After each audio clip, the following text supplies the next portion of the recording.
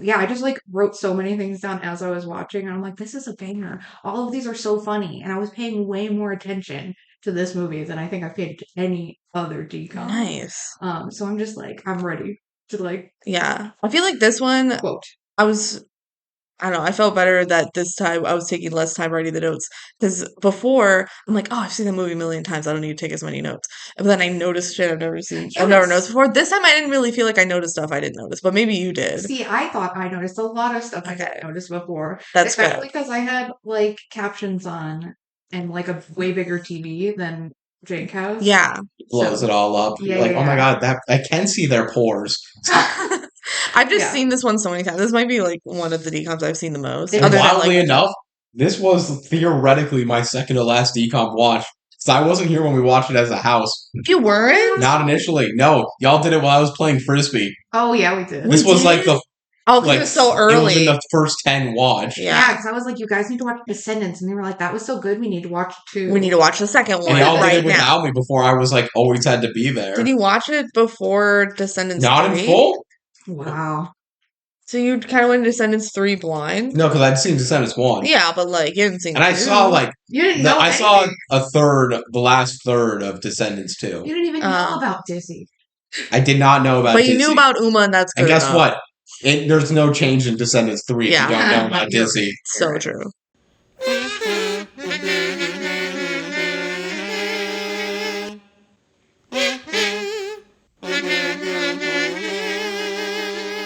Welcome everybody to the DCOM Duo podcast. I'm BenG. I'm Kelsey. And just like last week, we're the DCOM duo.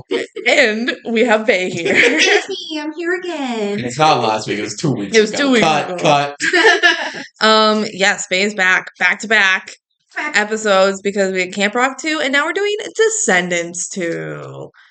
A very different number Sequel. Yes. 2. Usually I feel like with these musicals, I'm like, the second one slaps so hard.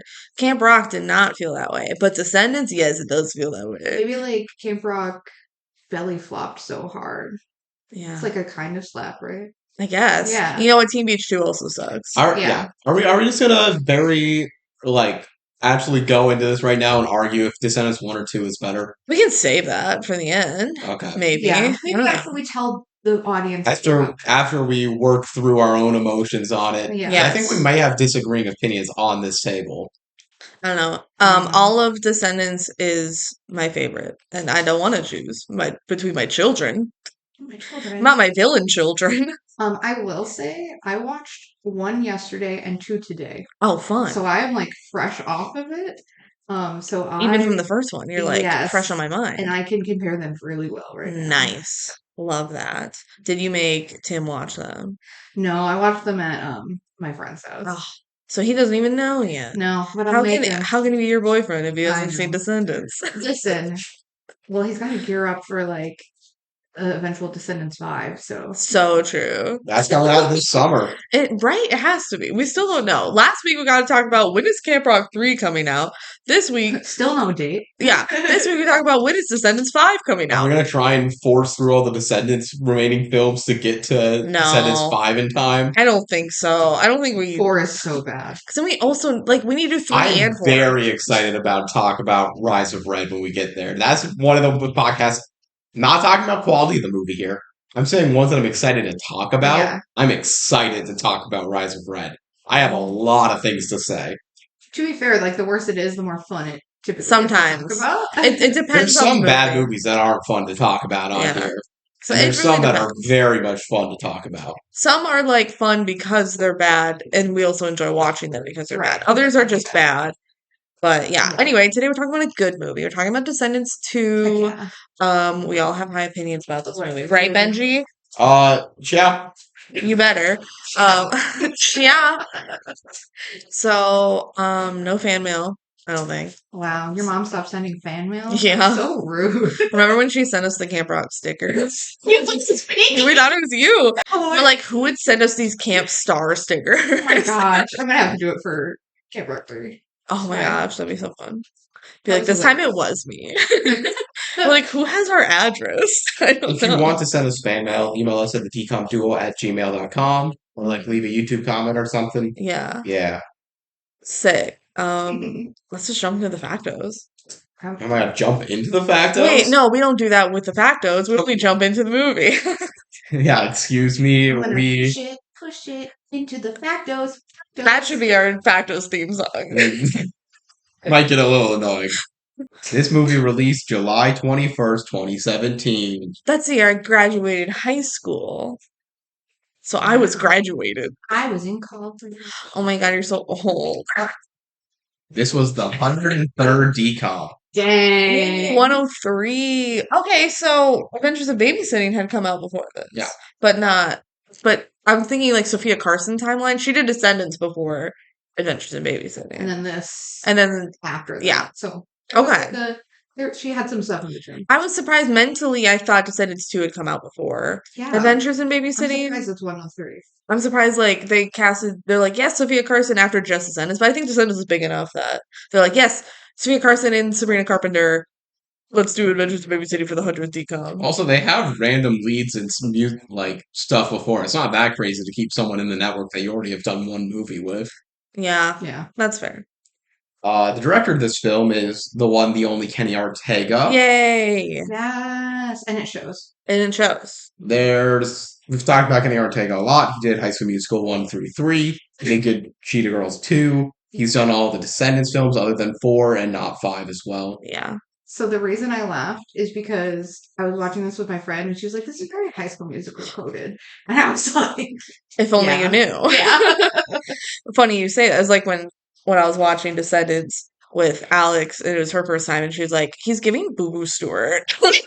I'm like, it's Boo Boo Stewart. He's done other Descendants music videos as a director, but otherwise he hasn't done any of the side content, and there's a lot of other Descendant content on the Disney platforms. He really just did the movies. Yeah. He choreographed and directed Newsies, Hocus Pocus, Michael Jackson's This Is It. Oh, yeah. Yeah. Oh, crazy. Like the concert movie. And the concert and the Oh, yeah, the concert movie. that became a movie. I don't know, was it always planned to be a movie? Yes. Okay. But then he died. Yeah. So it became like the concert didn't finish. Yeah. Sad. Yeah.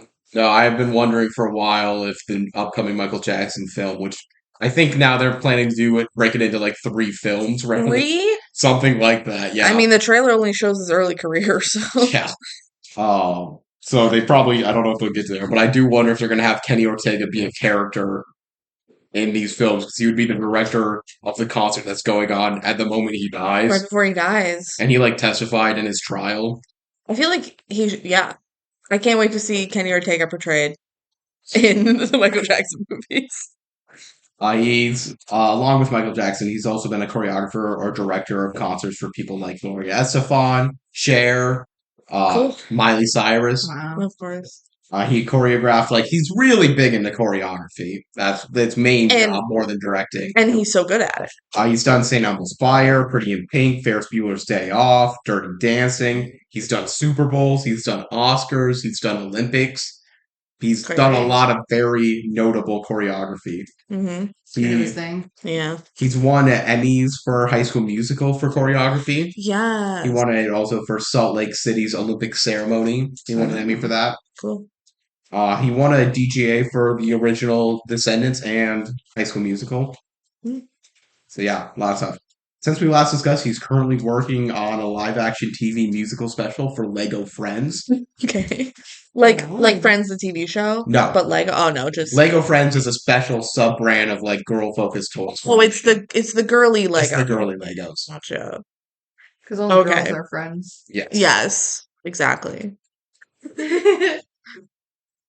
So that's Kenny Ortega. Yes. No real notes against him here. No? There's some stuff. So I felt like Kelsey and I, when we were watching this time, where I'm like, I don't know if I agree with every directing choice in this movie compared to others. And I think it's much more just the pacing feels weirdly off in this movie. Sometimes a little It feels choppy. like I wrote about they that. could have had an editing cut down of 10 minutes without losing nearly anything, Yeah. just by squeezing every scene a little bit. Yeah, there are some that like drag a little Which bit. makes me wonder if they were just told, like, yeah, you can have this be a 2-hour movie. And they went, okay, then the cut's done. Yeah, maybe. Yeah. Yeah. Yeah, I'm sure we'll talk about it when we get Because this there. is a But longer movie than most an DCOMs. hour and 55 minutes. Is it long? How long was Descendants 1? Like an hour and 39. Really? This is long. And Descendants 3 is long too. I'm gonna look up how long. Wait, you got it? I can figure it out. Give Okay. me a I just second. know that this one was an hour 55 because You just watched it today? yeah. Oh no, We it need says it's the same length as the first one. I Oh. thought they were both long. So in the cast of this movie, we've already talked about the majority of the people in Descendants 1, so So snip, snip, snip, Snips. snap. Go I to don't that think that's one. how that terminology works, but I'll go quick a little bit. Playing the role of Mal, the daughter of Maleficent, is Dove Cameron. She's in all the Descendants 1 through 3. I can't say all the Yeah, Descendants films. can't say that anymore. They won't let you say that anymore. It's illegal. Woke America and doesn't let you say all of the Descendants This films. is the goal now. What does he say? That's the rule. goals. That's the goal now. What are we doing? What's going on? Dove Cameron is that role, playing Mal. She's also in Cloud 9. That's her extent to her DCOM. Can't wait for that She one. was in the main roles of Liv and Maddie. She's Liv and Maddie. She plays twins. It's not two girls. It's just her. Yeah, Sinners could never. Sinners can never. She had big film roles and stuff like Dumplin', Barely Lethal, Vengeance. She had TV roles in Shimagnoon, Agents of S.H.I.E.L.D., Marvel Rising, Big Nate. She's had some success as a solo artist in music. Mhm. She's definitely pushed that for a bit. Her song Boyfriend was pretty popular in 2022. It was. Peaked at number 16 on Thought the maybe- 100. Thought maybe she would take off from there, but she didn't really. She was an opener for Dua Lipa. Look, Ooh. she's not Sabrina Carpenter. You're right. She set her debut album. I'm putting that in quotes because she's had albums beforehand, but now she's calling this a debut album, and she like scrubbed all of her other songs Hmm. off. Is coming out soon, and she's released 5 singles from it. None of them have really taken off, Mm. but like hasn't come out. She's trying Since to hype it. we last discussed her, she got the lead role of the Amazon Prime show 56 Days. Isn't it the guy from Victorious? I don't know. Really? Like, what's his name? Beck? Back. Yeah, I'm pretty sure it's him and Who Dove looks like Cameron. the girl that's Yeah. psycho. I think so, because I've seen the promo for this show. I'm like, that's Dove Cameron. I think that's the guy from Victorious. Okay. Yeah. I'd watch it. It's on What's it Prime. about? It's I think it's 56 like- days. I think it's like kind of Sounds like a sexy zombie. thriller. Sexy thriller, like Okay. not like more like true crime, not like zombies. Oh, I'll look for it. I think it's like that. I don't know. I've only You seen the want promo. me to pull up the quick Sure. description of it? Sure. All right. It's a 2026 American thriller television series. You were right. Here's the premise. Oliver Kennedy, that's Avon Jogia, who doesn't, let me see if he was in, yeah, he's back in Victorious. Haha, I was right. And Ciara Wise, that's Dove Cameron, start an intense relationship after meeting in a supermarket. 56 Neat. days later, an unidentified body is found in Oliver's luxury apartment, Oh. linked to him and Ciara. Detectives Lee Reardon and Carl Conley reconstruct the couple's deadly romance across the past 56 days, trying to uncover what happened. Is it?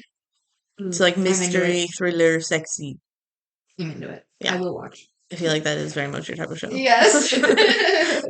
And I have heard, and I don't remember exactly when I heard this, but she does full frontal nudity in I it. did hear that. I think you told me Sure, that. I want to see that. Yeah, it might make you uncomfy. Like I'm like, no, you're. she Wow. was a child. Yeah. I'm like, I actually know you as a child star. Yeah. So actually, no. I actually might not watch that bit. Might shield your eyes. No, literally. Everyone in Game of Thrones. With yeah.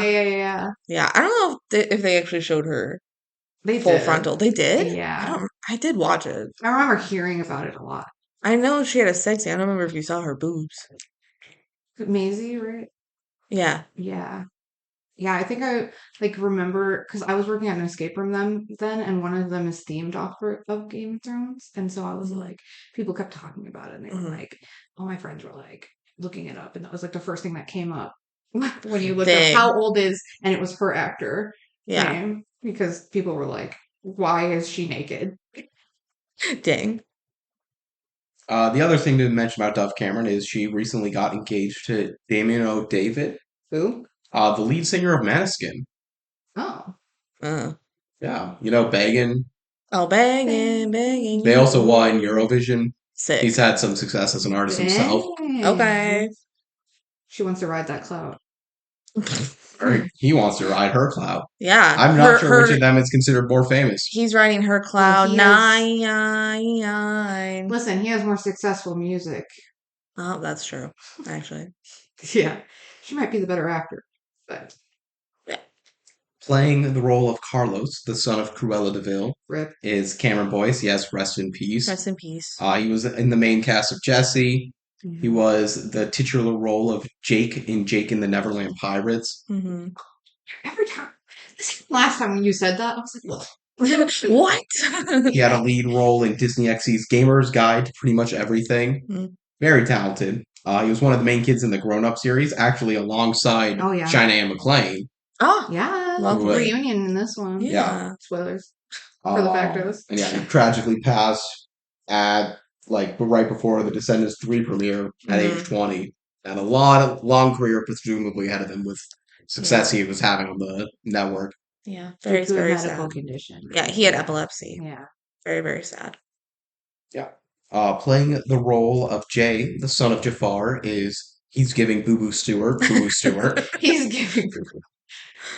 He was in Twilight Eclipse and both Breaking Dawns. Yes, he is Seth the werewolf in those. He was in X-Men Days of Future Past. He was a main role on the show Good Trouble, which was the Foster's sequel show. Okay. He toured with Hannah Montana and Jonas Brothers and the Camp Rock concert series. It's like a dancer, probably, or like backup singer, presumably. Dancer. Yeah. He apparently recorded the opening scene to the 2008 Disney Channel games. Don't say apparently. We fact checked this last time. we listened to it. Do you remember doing that? Yes, we listened to it. Oh my god, it is him. Yeah. Yeah, that was the whole thing. If you listen to the Factos from the last one. Yeah, I'll play a clip of the song again right here. This ain't the time to mess around. We be on top while you're going down. Disney Channel games. Thanks for playing that clip. Yeah. He had a recurring role on Lab Rats and Julie and the Phantoms. I believe Julie and the Phantoms was a Kenny Ortega project, if I'm not. It's a musical show. I don't remember. Yeah. I think it is Kenny Ortega. I believe so. And since we last discussed, he's done a few small short film roles, but not really all that much. Playing the role of Evie, this daughter of Evil Queen, is Sophia Carson. Yes. Love her. We already talked about her in Adventures in Babysitting. Yes. And Descendants 1. Purple Heart. She's in, lots of Netflix stuff. Purple Heart. Purple Heart. We watched. Life with, since we last discussed, she's also done My Oscar Year. And I watched that one by myself, and I didn't like it. Whoops, sorry. I love Purple Heart. No, we didn't love it, but I love her. I loved her in My Oxford Year. I just didn't love the plot. I felt like, I don't know, it wasn't what I wanted it to be. Mm-hmm. She was in My Little Pony: A New Generation. Really? Yeah, main cast there. She was one of the performers for an Oscar-nominated one of the random Diane Warren slop songs. Yeah, in 2022. 2022. Yeah. She did the song Applause for Tell It Like a Woman. So yeah, I remember watching that Oscars and be like, oh my god, it's Sophia Carson. Song sucks, but it's Sophia Carson. So I'm so happy it's Sophia Carson. Yeah, just to let you in on the joke, Diane Warren's been nominated for Best Song, I believe 14 times, maybe 15 now. Yeah, she never wins. She has not won a single time. Every year, she gets some stupid movie nominated. This last year, it was biopic about her. It was literally a biopic about her losing Oscars, a documentary. Yeah. And she got Kesha to record a song for, got nominated and lost. It's like Leonardo DiCaprio. Yeah. But the thing is, it's just that she has enough friends in the industry to always get nominated, but not enough to win. So every year she gets nominated, and every year she loses. I wonder if this year she was throwing darts at the K-pop demon hunters. I can't believe it. Here's the thing: Sinners would have taken it. That's so true. She was probably fourth in that pick. Yeah. Train Dreams from Train Dreams was going to take it. Hell yeah. Yeah, that's Sophia Carson. Playing the role of Ben, the son of Belle and Beast, is Mitchell Hope. He actually does his own singing in this one. I feel like a couple of the songs are still not him singing. It's so auto-tuned if it Yeah. is him. It Like, really feel like you can hear the auto-tune when he's singing. You can hear it for other people too. it's definitely him for his dumb little parts in, like, Chill Like a Villain and It's Going Down. Yeah, I Ready don't- to rock this. Yeah, I don't know if it's him in You and Me, because it sounds too good. I don't know, it's him and you and me. It might be just... I don't think they've said it's not him. It's Okay. not. Yeah, They it don't might have to be know. him. It might be him and they just really edited We it. have said it before. He is the world's first zero threat. Zero threat that has gotten, like, success. Yeah. Yeah. He's not a good dancer. He's not a good singer. And he's not a good actor. Not a good actor. Sorry, Mitchell Hope. Come on the podcast. Defend yourself. Please come on the podcast. How iconic. Oh. I almost asked what his real first name is. You just Mitchell. Ben and Ben. Wait, that's not his first name. Oh my god. Yeah, he's done very little outside of Descendants. That's because he's not good. Yeah. The Netflix film Let It Snow, which was the John Green book Hmm. film. Yeah, I watched that. Yeah, Descendants is half of his IMDb page. Oh. Oops. Since You we should do voice acting, brother. Maybe he's not good at that either. since we last discussed, he actually did do something. He was in Killer Whale, which I think was like a very low budget film, but it's his first acting credit in 4 years. Okay, good for you, King. 4 years? 4 Yeah. I heard years. 40. And No. I was like, he's not 40. He's not. What I don't get is why is he not cashing in on being in Descendants 4 and 5? Yeah. Like China and McClane did. Yeah, I feel like he they didn't want him. They didn't want him. could They're like, easily just do a speaking role being the king. He is Mal the is out king. doing something. Yeah. Yeah. And it would make so much more sense. I guess they're like, without Mal, we don't want you. But maybe he doesn't like only being known for one thing. Yeah, maybe he's like, Yeah. I don't. It's like But Robert does he really Pattinson. have the opportunity to choose? Robert Pattinson does. I think more accurately, Zac Efron like never comes back for High School Musical stuff. Yeah. Yeah. Even like anniversaries and reunions. Yeah, he's like never there, No. which is sad. You're the guy. You're Troy Bolton.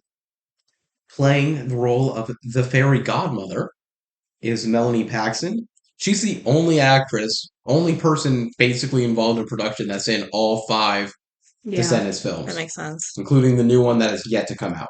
Bitty boppity.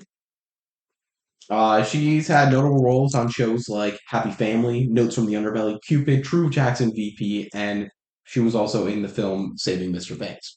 Cool. Playing the role of Jane, the daughter of Fairy Godmother. Have we figured out the reason for that name yet? No, Cool. it's very Jodmother. Is Brenna D'Amico. Descendants was the first role that she had. Not really much anything else. She had a recurring role in Chicken Girls. She had a lead role in the film Adventures of Dally and Spanky. So, very big. She's not done anything new since we last discussed her. Playing the role of Uma. Now is the new character. Big one here. The daughter of Ursula is China Anne McClain. Mhm. She has been someone we've already talked about in the past because we did How to Build a Better Boy, so I will still speak through her a bit. But she got her start in some Tyler Perry projects like Medea's Family Reunion, Dad's Little Girls, and House of Pain, which she has gone back and has been recurring on for a while. She had a full Disney Channel show on Ant Farm that was pretty popular. She was one of the main children in the Grown-Ups films, as previously discussed. She's in Descendants 3 and 4, but she isn't in 5. She had one of the main roles of the CW DC Universe show Black Lightning.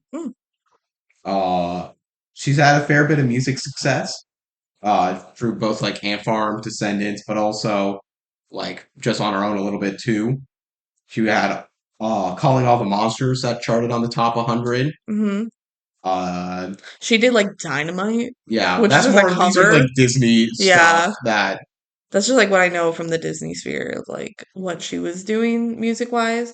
Bringing her into Descendants was such an inspired choice. Like she is such a good talent, and I'm glad they did use her in a big franchise. they like decided this. like actually no, we are going to make you a main character here. Yes. She's a compelling villain for sure. Oh, she's so good, and like she wasn't in the first The best one, but that's thing okay. about this as a sequel, the best two things are A, the world building feels fantastic for this Yeah. film, Mhm. and B, the characters, especially the new characters that are adding, all feel dynamic and complex and Yes. interesting. And they all add something to the franchise. It doesn't feel like they're just throwing in whoever. Outside of maybe Gil, but even then, I feel like he, as like a minor character, he's doing a lot. He's funny as like, yeah, because he is a minor character, but like in literally the rest of the franchise, 3 and 4, and I'm presuming 5, we haven't seen it yet. They're just throwing in whoever they can, and it's just too much. Yeah, and China McClain hasn't done really that much since we last discussed her, but that wasn't too long ago. So, Well, everyone else has done stuff. yeah, even Mitchell Hope. So, damn. Damn. Well, we didn't talk about the first Descendants. We talked about How to Perform, which I think is more recent. You're right. You're right. Playing the role of Izzy Tremaine, the daughter of Drizella Tremaine, is Anna Cathcart. Cathcart. She kept her maiden name. Okay. She's married? I mean, maybe Dizzy's a bastard. We don't know. I would fully believe Dizzy's a bastard. Oh, wait. You mean Drizella? Yeah, kept her maiden name. I thought you meant the actress. She's married! That's so funny.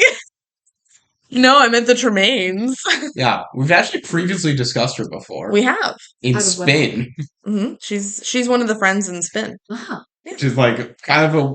Like, they're not that far apart timing-wise, but it feels far apart. She feels so much older in Spin. Because, I mean, that's just how kids grow. She's had a huge career. Really? Shockingly. Oh. She's Kitty in the To All the Boys I've Loved Before film series. Oh. And then that got a spin-off show being XO Kitty, the whole about her, and that's, like, incredibly popular. Holy shit. Now I really need to watch them. I was so close to watching those for the 2 months we had Netflix because Bridgerton came out. I still need to watch that. What I've heard, the films suck, but the show's good. Oh, okay. Yeah. Other credit servers include she was actually a tween Drizella in Once Upon a Time, like as a coincidental role. Oh my god! And then she played literally her daughter. Yeah, that's awesome. She was also in Odd Squad and Mistletoe Murders for a couple random other credits. Fun. Playing the role of Doug, the son of Dopey, is Zachary Gibson. Mm-hmm. He was in Zapped as like just one of the dancing kids, and that's like all else that he has. When we covered Zapped, we literally just called him Doug because his character didn't like have a name. He literally didn't have a name. He didn't have a name, so he talks all shocking about for not having a name. Yeah, but he literally doesn't have a name. He's just one of the boy dogs because boys are like dogs in that movie. Playing the voice of Dude the dog. Yep, he talks now. Yep. I always call Descendants the franchise I forget has a talking dog. Really? I have told that to people on multiple occasions. It's very easy to forget. And then you watch it again and you're like, oh shit, the dog talks. Dang, he's annoying. Yeah, a little bit. It's Bobby Monahan, who is an SNL vet. He did 9 seasons of SNL, long time there. A lot of famous stuff there. At the time of this, he was a lead acting role on DuckTales. So I'm guessing that's why they just like tapped him. Hey, can you also read some lines for Doug? You mean Dude? For Dude, yeah. Not Doug. Poor Doug. Yeah, we were going to have Doug be in this film, but we're cutting about you're going to be Doug. I think in the first Descendants podcast, I accidentally said Carlos was cuddling with Doug in bed, and it was Dude instead. Like, whoops. Jane is jealous. And Davey. Bobby Monahan has had lead voice acting roles, a lot of them. He's had We Bare Bears, which was one of the main roles there. He was just one of the main roles in Hoppers, the Pixar film. Very fun. Also had big roles in Monsters University and Secret Life of Pets. And recently in live action, he's been on NCIS Origins and a main cast member of the NBC sitcom The Rise and Fall of Reggie Dinkins. So had a very successful career. Like, I'm not going too deep into him because honestly, he probably did this in 30 minutes of work. Mm-hmm. Yeah. But Bobby Monahan's an interesting career. And I really liked his performance in Hoppers when we watched that. I felt like he really did a good job there. He did good in that. Playing the role of Harry Hook, the son of Captain Hook, who we may at various times call Huck. His name is Huck. We will explain when we get to his intro. Is Thomas Doherty. Mm-hmm. He was the main role, or one of the main roles, in the Disney UK show The Lodge. The Lodge. Kelsey, do you want to explain The Lodge to the people at home? It's so good. Is it? Is it? We, the three of us and some other roommates, watched all of The Lodge when we were in college because we were watching all the DCOMs, right? And we're like, oh my God, that's Harry Hook from Descendants. And we love him. And we love him. And we have to watch it. Also, it's a musical show. And we love musicals. And we love musicals. So the show is like about this lodge that's kind of like a hotel, right? It's like a hotel. I'm remembering it And dying. And this girl, the main character, is like inheriting the hotel. Yeah. And it's like falling apart and they need to save it. And it's just a bunch of these teens running around singing songs. And there's romance drama. There's a love triangle that Thomas here is involved in. And Kelsey is remembering all this. I remember exactly 3 things from this show. well, one of the things I think that you remember is that they only sing like maybe 3 or 4 songs and they just keep singing those songs over and over. They sing like 2 songs an episode. Yeah. But they only have a set of like 5 songs that they rotate between. The season, they keep singing the same songs that they did like 2 episodes ago. Yeah, and it's like maybe slightly different. Yeah, and they pretend like it's a new song. Which is crazy. And they do a whole music video for it. And we're like, we know this song. We've already heard this song. I know the guy playing Harry Hook, Thomas Doherty, was like a dirt bike guy. There's like stuff like that. But I remember you always saying, oh, that guy's in Bridgerton. Yes, the other love interest Yes. is Colin from Bridgerton, which is incredible. Love that for him. And they were in the love triangle with the main character. Yeah. But one of the episodes, the dirt bike episodes, Dove Cameron was in. Mhm. And you know why? Yeah. We're going to talk about this in a second. Thomas Doherty dated Dove Cameron for like 4 years. Including, I believe, the times of both of Descendants 2 and 3. Yeah. So that's crazy. They are not together anymore. Obviously, she's engaged with someone else. Okay, but the final thing about The Lodge is that the ending, it only ran for 2 seasons. And at the end, the very end of This the last show that episode. nothing important is happening in the entire show. I know there's like a treasure hunt thing going on. Yeah, that was weird. No one really cares. I totally forgot about the Hey, treasure hunt. I remember the ending was like in the middle of a bunch of relationship drama, and she's like, maybe Colin is going to be with her. Yeah, Colin Bridgerton, she broke up with Harry Hook, and she's like, I actually want to be with Colin Bridgerton now. And so she goes to tell him, and he's like making out with the mean girl. And they're like, In the whoa, gazebo. in the It's gazebo. bullshit. And she's like, holy shit. And then they turn around and they go, oh my God. And they see smoke in the distance. And she goes, the lodge. The lodge is on fire. The lodge on fire, roll credits. And then the show got canceled. It's incredible. It is something where, like, yeah, the only thing I ever think about when I think of this show is the fact that I literally didn't care about a single thing that happened until the final 2 minutes of season 2, which are the last 2 minutes we'll ever get of the franchise, where just like 90 things happen at once. The lodge is on fire, and that's where it ends. So we have to presume it burned down. That's the history. And then they all go home. It burned down. The main character's single. Harry is single, and Colin is dating the mean girl forever. Yeah. And they just end up their end game. Uh, Remember that other girl that wanted a singing career? Yeah, It doesn't matter. We can move on. Back to Thomas Doherty. He had a main role in the HBO remake of Gossip Girl. Oh. He has had other roles in stuff like The Invitation, Legacies, Girls 5 Eva, Paradise. Most recently, he was playing Seymour in the off-Broadway cast of Little Shop of Horrors. Oh my God, Milo Manheim played Seymour for a bit. I mean, it's a big role. Yeah. Fun. It's a connection. Maybe, probably So not. he's still doing a lot. I think, look, we already talked about how great China Angling Thing is. I fully agree with this. The energy Thomas Doherty brings to this role really I makes love the it. entire character, I love makes it. the entire atmosphere of like a lot of the dynamics of this film and the new relationships. Yes, I love his performance. Like it's what makes this new group of villains so fun, and like Gil's there too. It's also but- really wild for a kids movie how perfectly it toes the line of being a sensual performance Yeah, while being Yes. like still child friendly. he's enough. like so horny for everyone, Everyone. but it's still Equal a decom. opportunity horniness. Yes, truly. equal opportunity. He's gay for everyone, Flirting nonstop. nonstop, And but that's like where I'm like, in an appropriate way for like decom. I do have some quirks again, like some qualms with how Kenny directed this film, but how he directed and how Thomas acted the Harry Hook performance is perfect. Thomas is just like, how fucking crazy can I be? And they just let him. And they run just with it. let him do it. He like barked. Yeah. It's incredible. And he's doing like an accent, which he has an accent. He's from the UK. It's a different accent. But like he's doing something. I don't know. It's It's really a very fun. fun character. Love him. And every time he's on the screen, and it's like it's true in 3 too, but it's better in this one. Yeah. It's more of a focus. Yeah. I think it's great. Playing the role of Gil, the son of Gaston, Yes. is Dylan Playfair. He's in the main cast of Letterkenny. That's what he's by far best known for. Okay. Which has been a huge popular show. He's the son and nephew of former NHL players.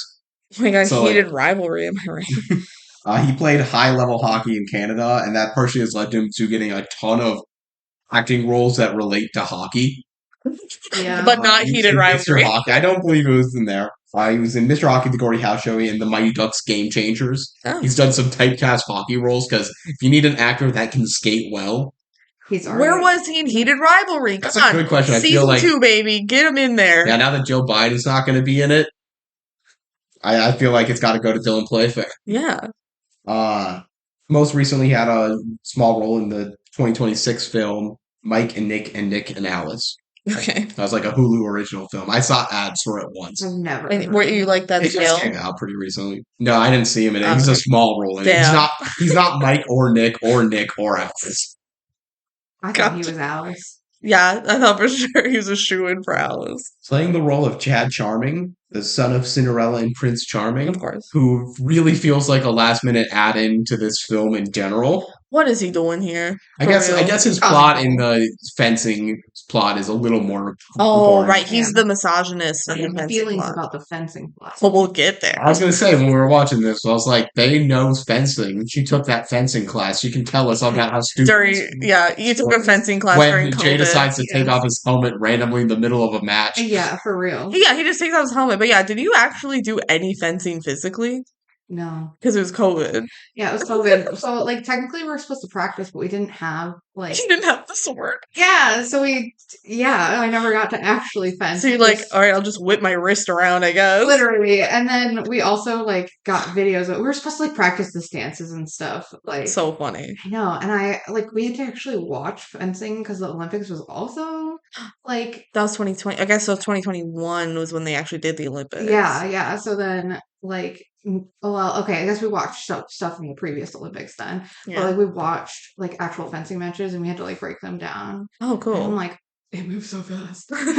We were watching the Olympics in the last, or not the Olympics in the last Olympics. We were watching fencing in the last Olympics, and we were like actually getting into it. It's pretty fun. It It's was really cool. fun. Yeah.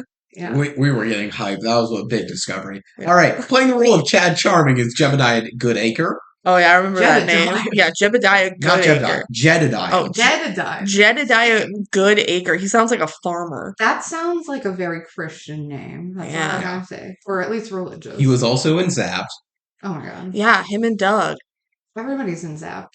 Just those two boys and Zendaya. He starred in the film Finding You. He had a notable role in The Chilling Adventures of Sabrina. Oh my god. Yes, he was. Oh my god, I forgot about him. His other had He's Dorian Gray. You said this last time. other small recent roles in Fire Country, That's right. That's right. in Tracker, Yes! I'm sorry, Micah. All these dumb CBS shows that we see ads for when we're watching Survivor. and Woman of the Hour. And I remember I did watch that movie, and looking back, I'm like, yes, that was Chad. That's crazy. Wow, you have Paramount Plus with ads? I don't know what that's like. We watched it Yeah. live on Oh, CBS. Oh. Yeah, we watch it live. That's why we get the commercials, because it's like live television. I would never watch the ads on Paramount Plus. We barely actually use Paramount Plus. But we do have ads, yeah. Since last discussed, he actually has had a recurring role in the Thundermans Undercover. What was up? I believe it's a spin-off to the Henry Danger Nickelodeon show. Oh, shit. yeah. Okay. Yeah. Yeah. Playing the role of Lonnie, the daughter of Mulan. Okay, we're almost there. We're getting A there. bigger role in this one. A bigger role in does. this one, and then just completely gets sidelined in the third. Well, she's Just not even in the third Yeah. one. So dumb. So she just disappears. But at They least she write has a her role. out of it. She has a role here, though. She has Is a pretty big Diane role in the dumb? first one, too. Bigger in this one. Yeah, bigger in this, but her role is still pretty big in the first one. She like made cookies and shit. She was a She's a cried. dancer. She worked in the 2010 Olympics. Oh, She's fun. danced for Michael Bublé for Big Time Rush, and she was on So You Think You Can Dance. Fun. Yeah. She's like, yeah. I She's can had actually. recurring roles on Agents of S.H.I.E.L.D., Yeah. Grey's Anatomy, Yes. Oh my god. Vikings. She was in Grey's Anatomy, like in one of these most recent. She was in one of the most recent seasons of Grey's Anatomy with Harry Sheen Jr., who was Mike Chang in Glee. Oh. Yeah. Okay. Fine. But she's not on the show anymore. Oh. It's just small. She's married to Manny Jacinto, which I always like to mention. Lucky her. He's incredible. Yeah, he's Jason on The Good Place. Oh. He's so Done a lot of hot. other stuff as well. Have you seen Freakier Friday? No. He's the Lindsay Lohan's love interest in Freakier Friday, and he is so hot in that movie. Oh my god. We talked a little bit about it when we covered Freaky Friday, the DCOM. And then finally, I got The Beast and the Bell. Like that, playing King Beast is Dan Payne. He's had small roles in stuff like Watchmen, Cabin in the Woods, Mulligans, Muppets Wizard of Oz. Oh, He's I done a love ton Muppets of Hallmark movies and holiday TV movies. That's like really what his career's He been lately. looks like a Hallmark guy. But And you're since we correct. last discussed him, he has had a small recurring role in Percy Jackson and the Olympians. who was he in Oh, that? yeah. I think he's one of the monsters, Wow. like one of the Cyclopses. Oh, in the second season? Yeah. Whoa. That's crazy. That's fun. Yeah. I might be wrong about that, but that's what I remember from doing these factos like a week ago. Oh my god, so fun. I read the book specifically so that we could watch that show because BenG read the books as a kid, and I didn't. But now I am. I gotta read the third one for the third season coming out this year. Do you know when that's coming out? It's probably near winter, but like it's within the year, which is cool that Yeah. it's that quick. Yeah. Really nice. Playing the role of Queen Belle is Keegan Connor Tracy. She's best known as the Blue Fairy in Once Upon a Time. Yeah. She's had other roles in stuff like Beggars and Choosers, Bates Motel, and The Magicians. But nothing else too much to report there. A lot of cats to talk about there. Ooh. But we're not done with the factos. Oh my gosh, that's a lot of factos. So here's your fun facts. Let's go. According to Cheyenne McLean, the sequel bait at the end was actually not in the original script. They weren't planning the sequel bait, which is kind of crazy to me. But then, like, wait a minute. Last time we said you didn't think this was the end of the story, did you? We should do that again. Yeah, so they added it in late, and I feel like that's a weird thing to add in late when they have her in the water doing it. Yeah, they got her back in costume. Or they probably just on that day of the shoot were like, let's just film this here. Oh, that makes more sense. Of like Just last in case you minute can on cover the it if we day. need to. Yeah. Yeah. Whoopi Goldberg was the voice of Ursula. I didn't do her in the factos Oh. because she has one line, Mhm. but it's That's fun. Whoopi Goldberg. Cool. Where was she in Yeah. Rise of Rud? Okay. Sarah Jeffrey, who played Audrey Mhm. in Sense 1, has stated that she was just not asked back for the sequel. I always thought she was busy with something. Yeah, because they specifically mention her a lot. Yeah. And I guess they just didn't have room for her. I mean, it makes sense that they don't have room for her in this script Mhm. because they really don't. And it's a problem Descendants 3 has that they already have too many characters. And look, But then they make up her. for it in the third Yeah, movie. it's just sad that they're like, we'll mention you, but you're not gonna be in here. Yeah. But then, yeah, they're They like, had room for Chad. yeah, but they had room for Chad. But then in the third one, they're like, please come back. We will give you the main role. Yeah, you're the main person. And then they cut her out from everything else. No, she's the only one that comes back to Disney Channel. Remember, she is Queen of Mean, and she came back and filmed a weird Halloween special music video for it that we caught on Disney Channel once. That was weird. And oh my gosh, they had the animated special, and you could tell she cared the most and was trying the hardest. Mhm. This film, Descendants 2, was a very rare simulcast. I think it's the only one where it was simulcast on ABC. The Descendants 3 did that too. I'm pretty sure. Disney XD, Freeform, Lifetime, and Lifetime. Oh, maybe movies. not all of those. But I remember seeing Descendants 3 airing on ABC when it came out. Mhm. Yeah. They really went, oh, this is popular. We're going to get as many people as we can. And this helped lead it to 8.92 million people watching the premiere, which Crazy. Mhm. the exact reporting is hard, especially because there's multiple channels here, but it's roughly tied with Camp Rock for the third most watching a DCOM. And by far, in 2017, that's impressive numbers to get. Yeah. But also the fact that it's using like a national available non-cable alternative makes it harder to fully credit it the same way you credit Camp Rock for generating the numbers it did. Mhm. There was a prequel novel released on May 23rd, Oh, yeah. 2017, called Rise of the Isle of the Lost. Stuff it talks about. I didn't go through and read it or anything, but details Uma's rise to power and her history with Mal. It talks about how Uma planned to get the trident of King Triton to bring down the barrier. Good See thinking. Ariel. No. There's one character at the coronation that has red hair. I'm like, is it Ariel? There's no way. But that was just my guess. Descendants 5. She doesn't talk just like Ariel. That's a good point. She's the first person to hug Ben after Ben climbs out of the boat. Really? Yeah. There's no way that's Ariel. If anything, it's Ariel's kid. No, it's an adult. Oh, it's an adult? Yes. Oh. She knows how bad Ursula is firsthand. She's like, oh, thank God you're okay. That's why I'm like, that's my headcanon. This one random redhead. There were several extra characters that are not in the film, but like that's to be expected. A book's gonna have more people. Yeah. So I didn't write too much down about that. Some plot points were mentioned in this book that were later detailed at various points. There's Audrey and Chad breaking up. Mhm. Oh. The introduction of Roar, which is like the sports thing, I believe. The sword fighting thing? I believe. That's I what might it's be wrong called? about. I don't even know what it's called. It's sword fighting. Yeah. Mal having Maleficent as a pet. Yeah, the lizard. Evie's mirror going to the museum. Yeah. So if you read the book ahead of time, you knew those plot points coming into the film. That's Yeah. cool then they have little shout outs for those in the movie. You can be like, oh my gosh, that did happen. Yeah, like Yeah. Evie being like, that should be in the museum, like my mirror. Yeah. Also coming out before or between these films was Descendants Wicked World, which was an animated short form series. It was like played as bumpers on the Disney Channel. All of the episodes were less than 5 minutes, and they take place between Descendants 1 and 2. This introduced Freddie, the daughter of Dr. Facilier, and sister to Celia, who just is completely dropped otherwise in Descendants 3 when Celia becomes a thing. Okay. And CJ, who is the daughter of Captain Hook, the sister of Harry, who's completely dropped when they talk about Harry Hook. Didn't you say in the new Descendants there's a sibling of Of Hook? both of those, and I believe they are different than these people, yes. Wow. That's crazy. Okay. Yeah. Among other characters. There's no significant overarching plot to this series, but it happens in between officially. Huh. The Descendants 2 soundtrack reached number 6 on the Billboard Top 200. So decent, but I believe Descendants 1 peaked higher.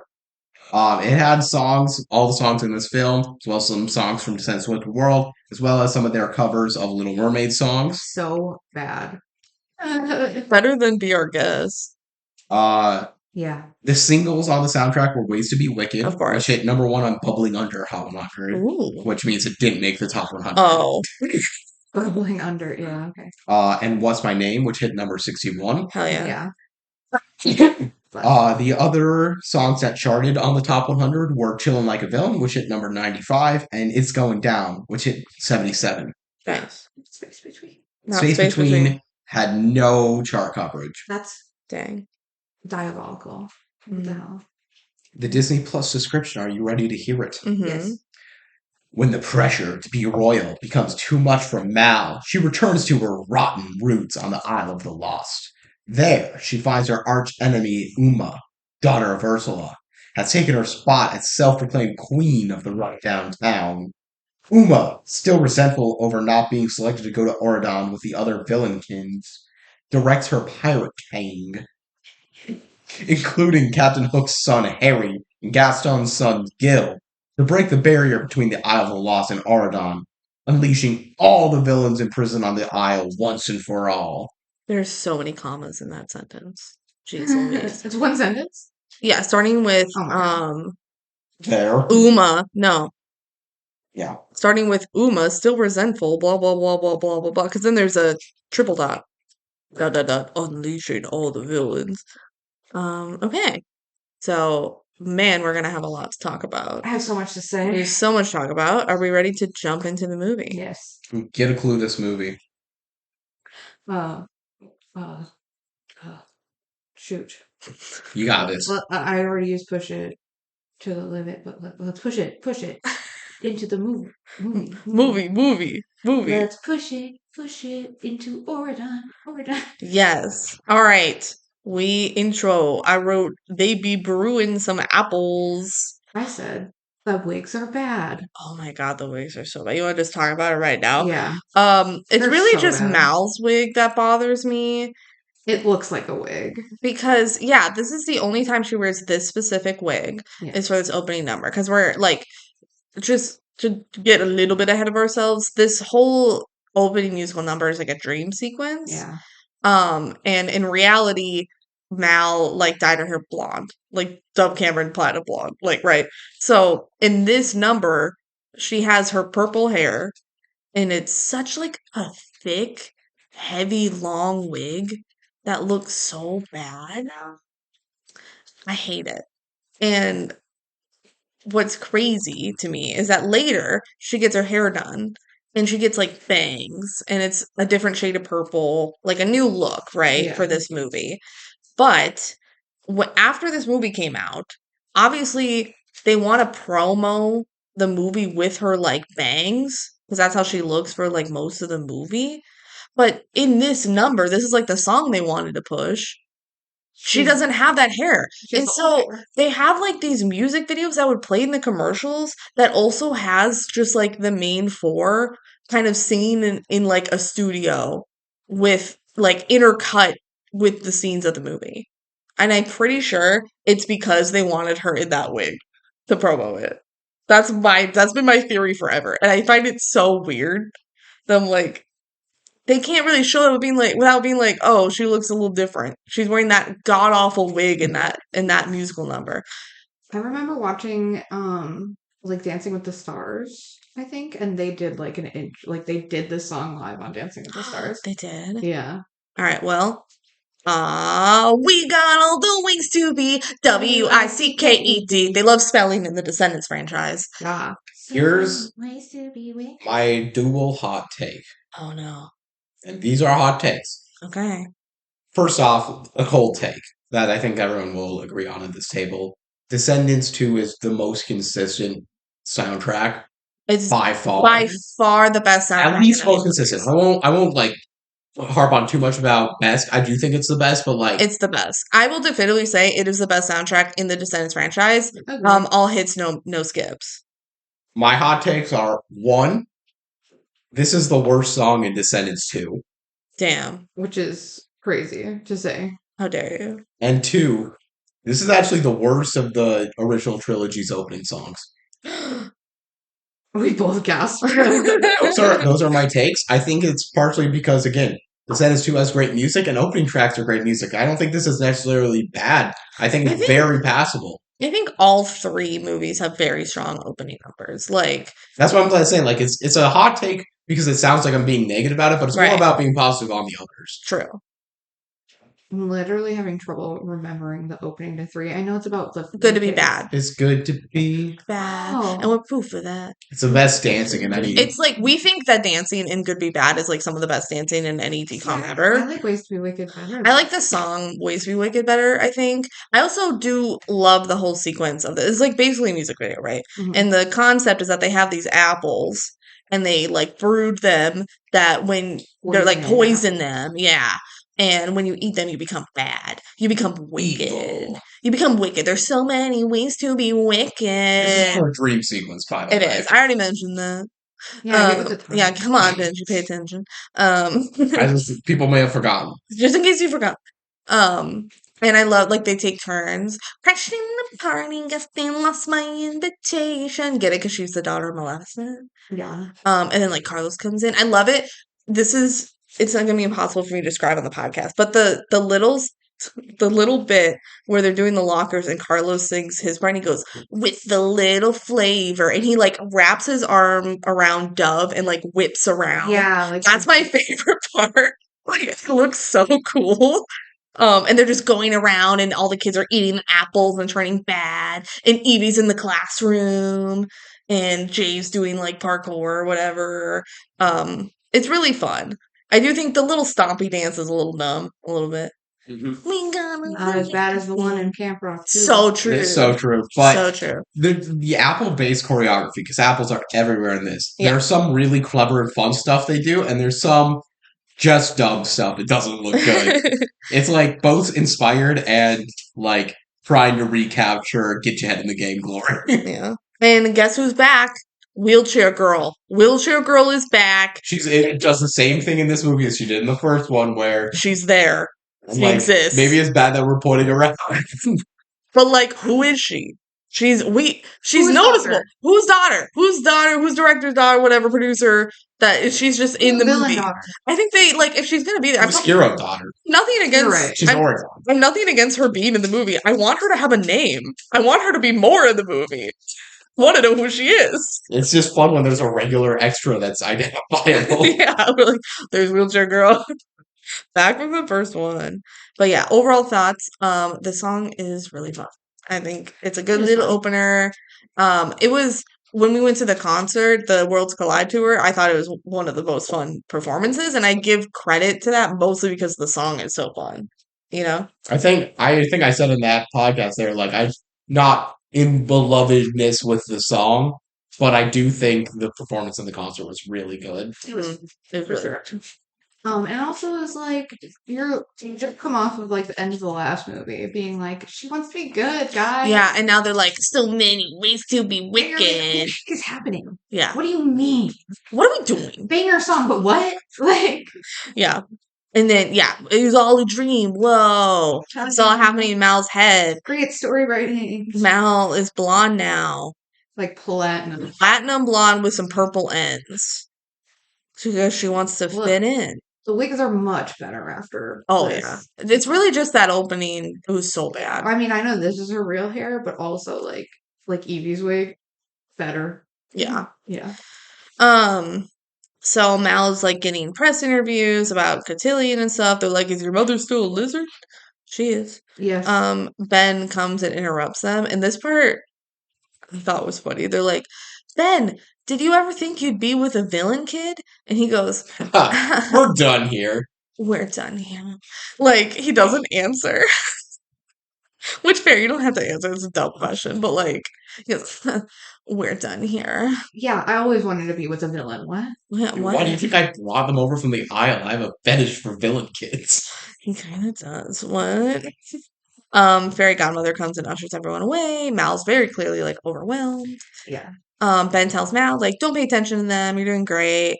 Maybe we should do something, like, get away. But, oh, whoops, I have a council meeting right now, so I can't. So they, like, establish in these kind of opening scenes of, like, they want to be spending more time together, but they're both so busy. Ben is literally king now. And he, like, is still going to school, question mark? Camp Rock 2 coded. Oh my god, you're so right. We just watched Camp Rock 2. Yeah. This is the same plot. Except, magic. yeah, Mitchie was the queen of Camp Rock, and she was Correct. too Shangri busy. was the king. But, like, why is Ben king? And he's still, like, in high school. He's 16. Yeah. What? His dad just said, I don't want to do this I anymore. want to retire at 45. What the hell? I don't know. And then Evie comes to get Mal for a fitting, and they go to do the fitting. I love Evie. I love Evie so much. Evie is now like, well, my entire thing now is I'm a professional fashion designer. Yeah. She liked doing that in the first one. No, she did. It's just funny to me that her entire, like, her character arc is complete. Yeah, she's like, I am very happy here. I have a business. She explicitly, like, doesn't have a character arc in the second, and they, like, notice that. I have a business and I have a boyfriend. She's a business woman. Yeah. Yes. It is something where, like, this whole film, it feels like not that much changes, actually. No, I feel we'll talk about it at the end. I feel like we kind of end in the same place we started.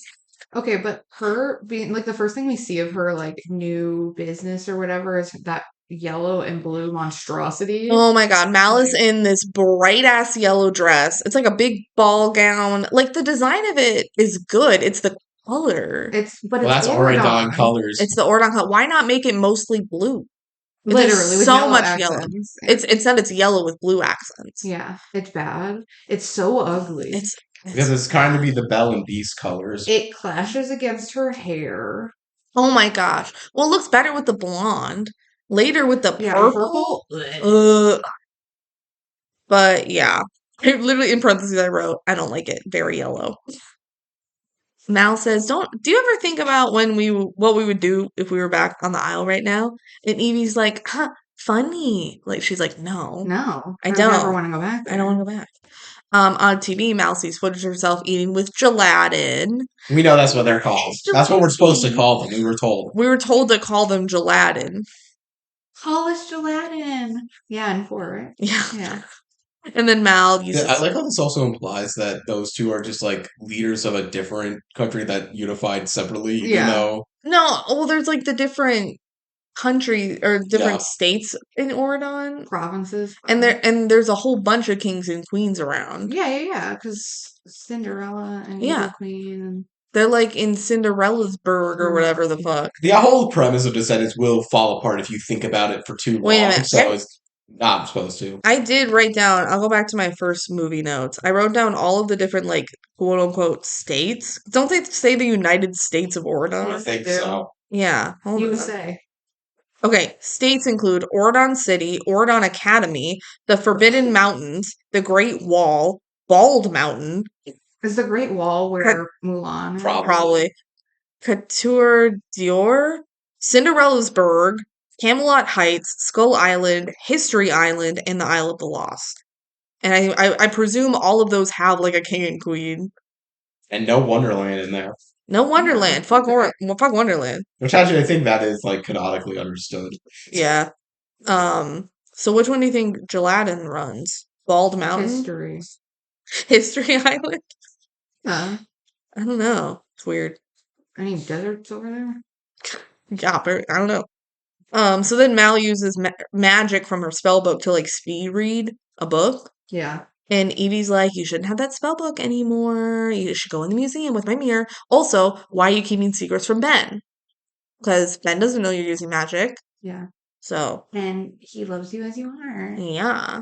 I specifically wrote down, she says, "You know I'm right," and then does like a full once over of Val, and I'm like, okay, the She's shade. like, you know, I'm right. Yeah.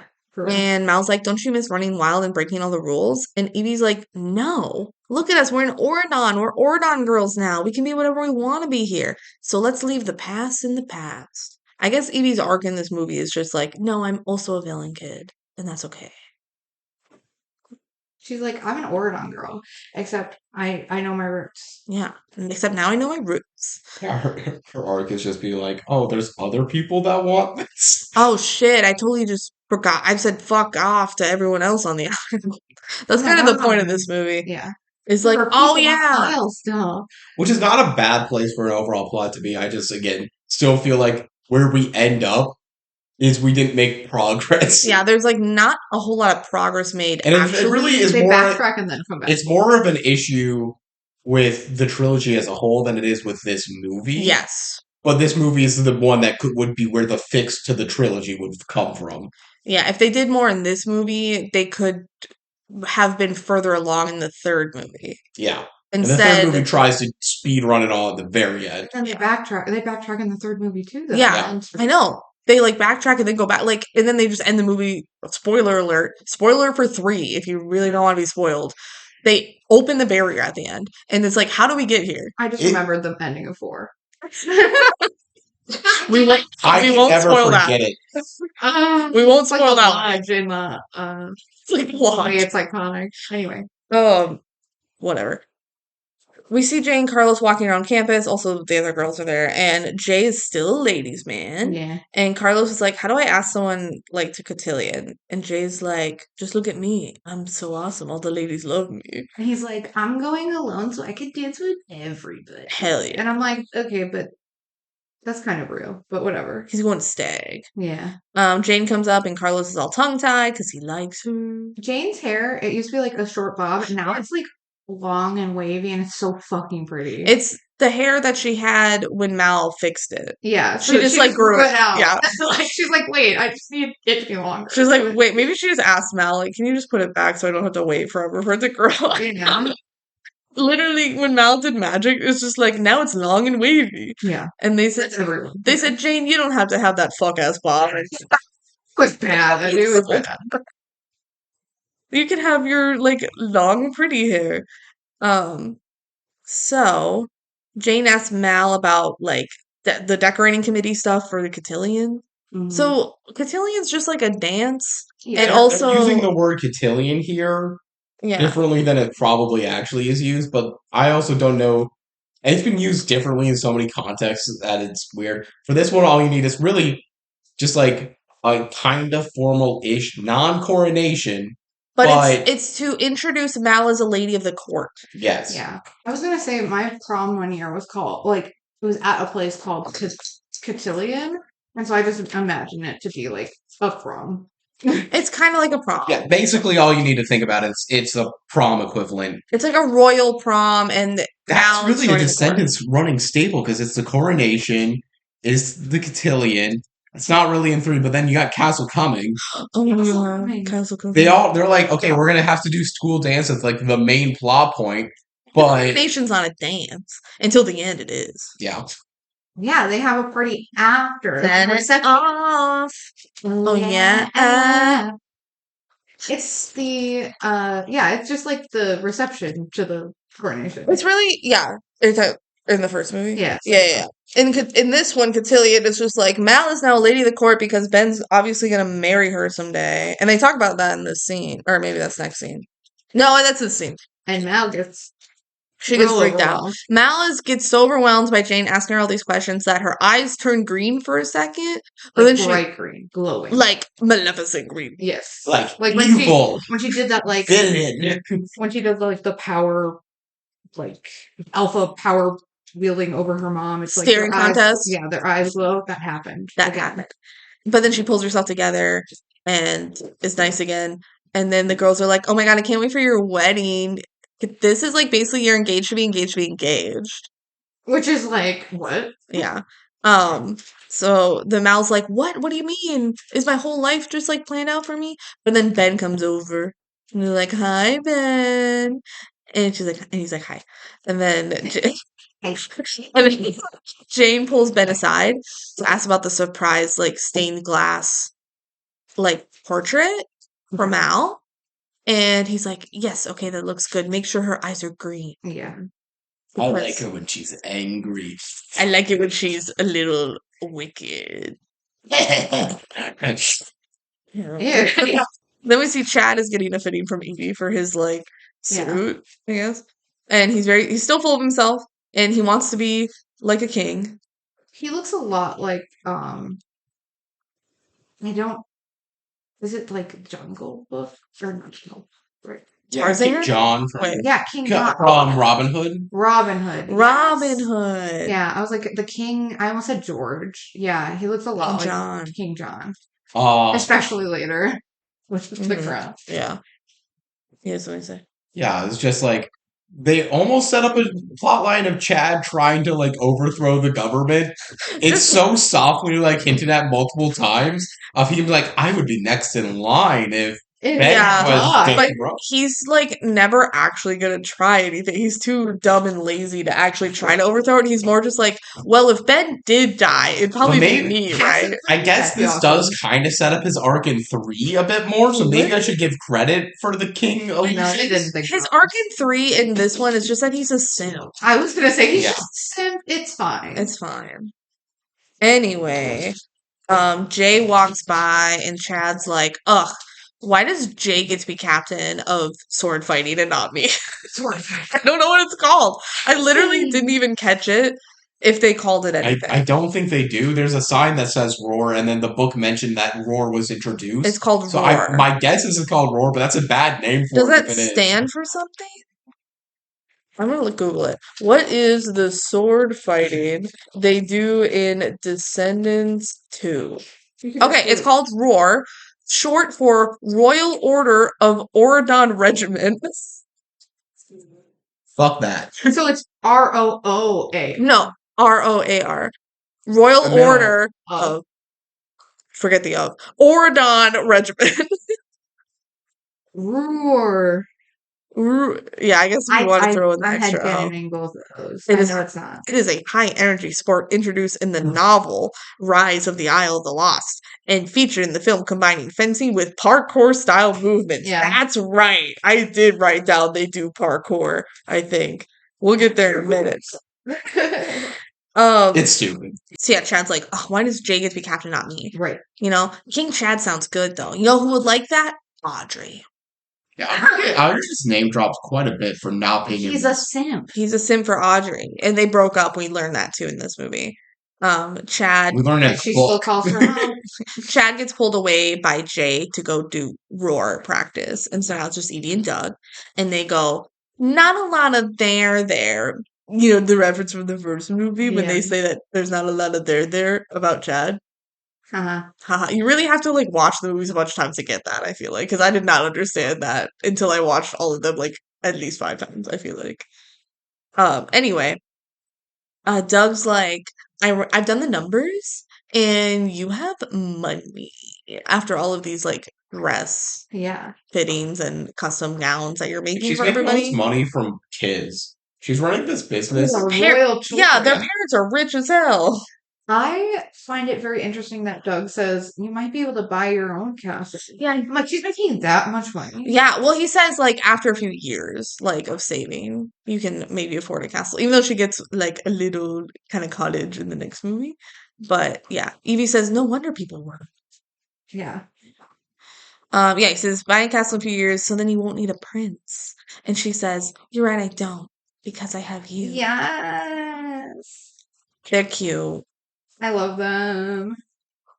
It is a little wild that the daughter of Evil Queen ends up with Dopey's son. Listen. And why is he so tall? Evie's taller than him. No, he's taller than Evie, I think. Well, maybe when she's in heels, she's taller than him. Yeah. And she wears heels all the time. All the time. Yeah, but he's pretty tall, I think. I don't know. Wow. I'm just saying because his dad's a dwarf. Maybe they didn't get that genetic side. His Yeah. his mom was It's recessive gene. tall. Mom could be a A giant. giant dwarf regular person. Regular kind of tall person. All right. Amazonian dwarf. Ben meets Mal at her locker. And he's like, I have a surprise for you. And then he also sees her spell book and he's like, didn't you donate that to the museum? And she's like, oh, is that still in there? Haha. Well, I gotta get to There. class. And he's like, wait, no, the surprise. Here's a purple, like, Vespa. Moped. Yeah, moped scooter. Very random. Also, it was in the hallway to Yeah. begin with. It was just sitting there. So she could have seen it this whole time. I wonder if she did see it. She's like, who's that for? Oh, it's mine. And he's like, do you like it? And she says, does an ogre like cheese puffs? Yes. Yes. They but- have cheese puffs wherever they are. Yeah, they have iPads. Remember the opening of the first movie? She's No, I like, meant the ogres. oh, the ogres have cheese puffs? Yeah. I don't know. Last time I checked, ogres lived in swamps, and I don't think they get many imports. Hey, don't just use Shrek as your only. Shrek is love, Shrek is life. Fair enough. She's like, I didn't get you anything. And he's like, well, you're taking me out for a picnic, remember? On Thursday. And she's like, no. And then she like makes up the days. Okay. And he's like, oh yeah, is that today or is it like tomorrow? Today. Timeline's confusing. Because then they do a bunch of other stuff before the picnic. She said, oh no, that's on Thursday. And he's like, today is Thursday. Oh shit. Yeah. Well, don't worry, I got it And covered. Viciline's on Saturday. The timeline of this movie is crazy. It's 3 days. Yeah, 3 days. That makes sense. But yeah, she's like, don't worry, I got it. She multitasks. Yeah. Goodbye. He's like, I thought you had to go to class. Yeah. And she's like, no. She multitasks. She multitasks. That was a She's cute gonna little cheat. moment. Yeah. They're cute. They're She's like, cute I too. haven't done shit. Yeah. Oh shit. All right. Sports time. I mean, roar. Roar. Roar you time. wanna see me roar. Roar sword fight. Roar. Yeah. Roar. When they start fencing Uh huh. / sword fighting, they are way too close to each other. Yeah. And they Like, have like actual sharp swords. they had tips on it. I saw that. Oh, they They did? were like a little blue. Like, Okay, so they don't stab each other. yeah, but they could still get sliced. Yeah, from the side. You just Well, can't. they're very dull. Maybe they are like Like- practice swords. They also have a bunch of boxes that they hop around They on. all Yeah. they all do In a their circle. sword fighting, and again, the thing that I keep mentioning is halfway through this fight, it gets down to just 2 people. We don't know the rules. They got eliminated. I don't know. It's like Jay and everyone against everyone. It's like a victory royale. Everyone fighting, It's, and then it's just Jay. Don't sing it. I stop myself. I had to close my eyes and hold my tongue.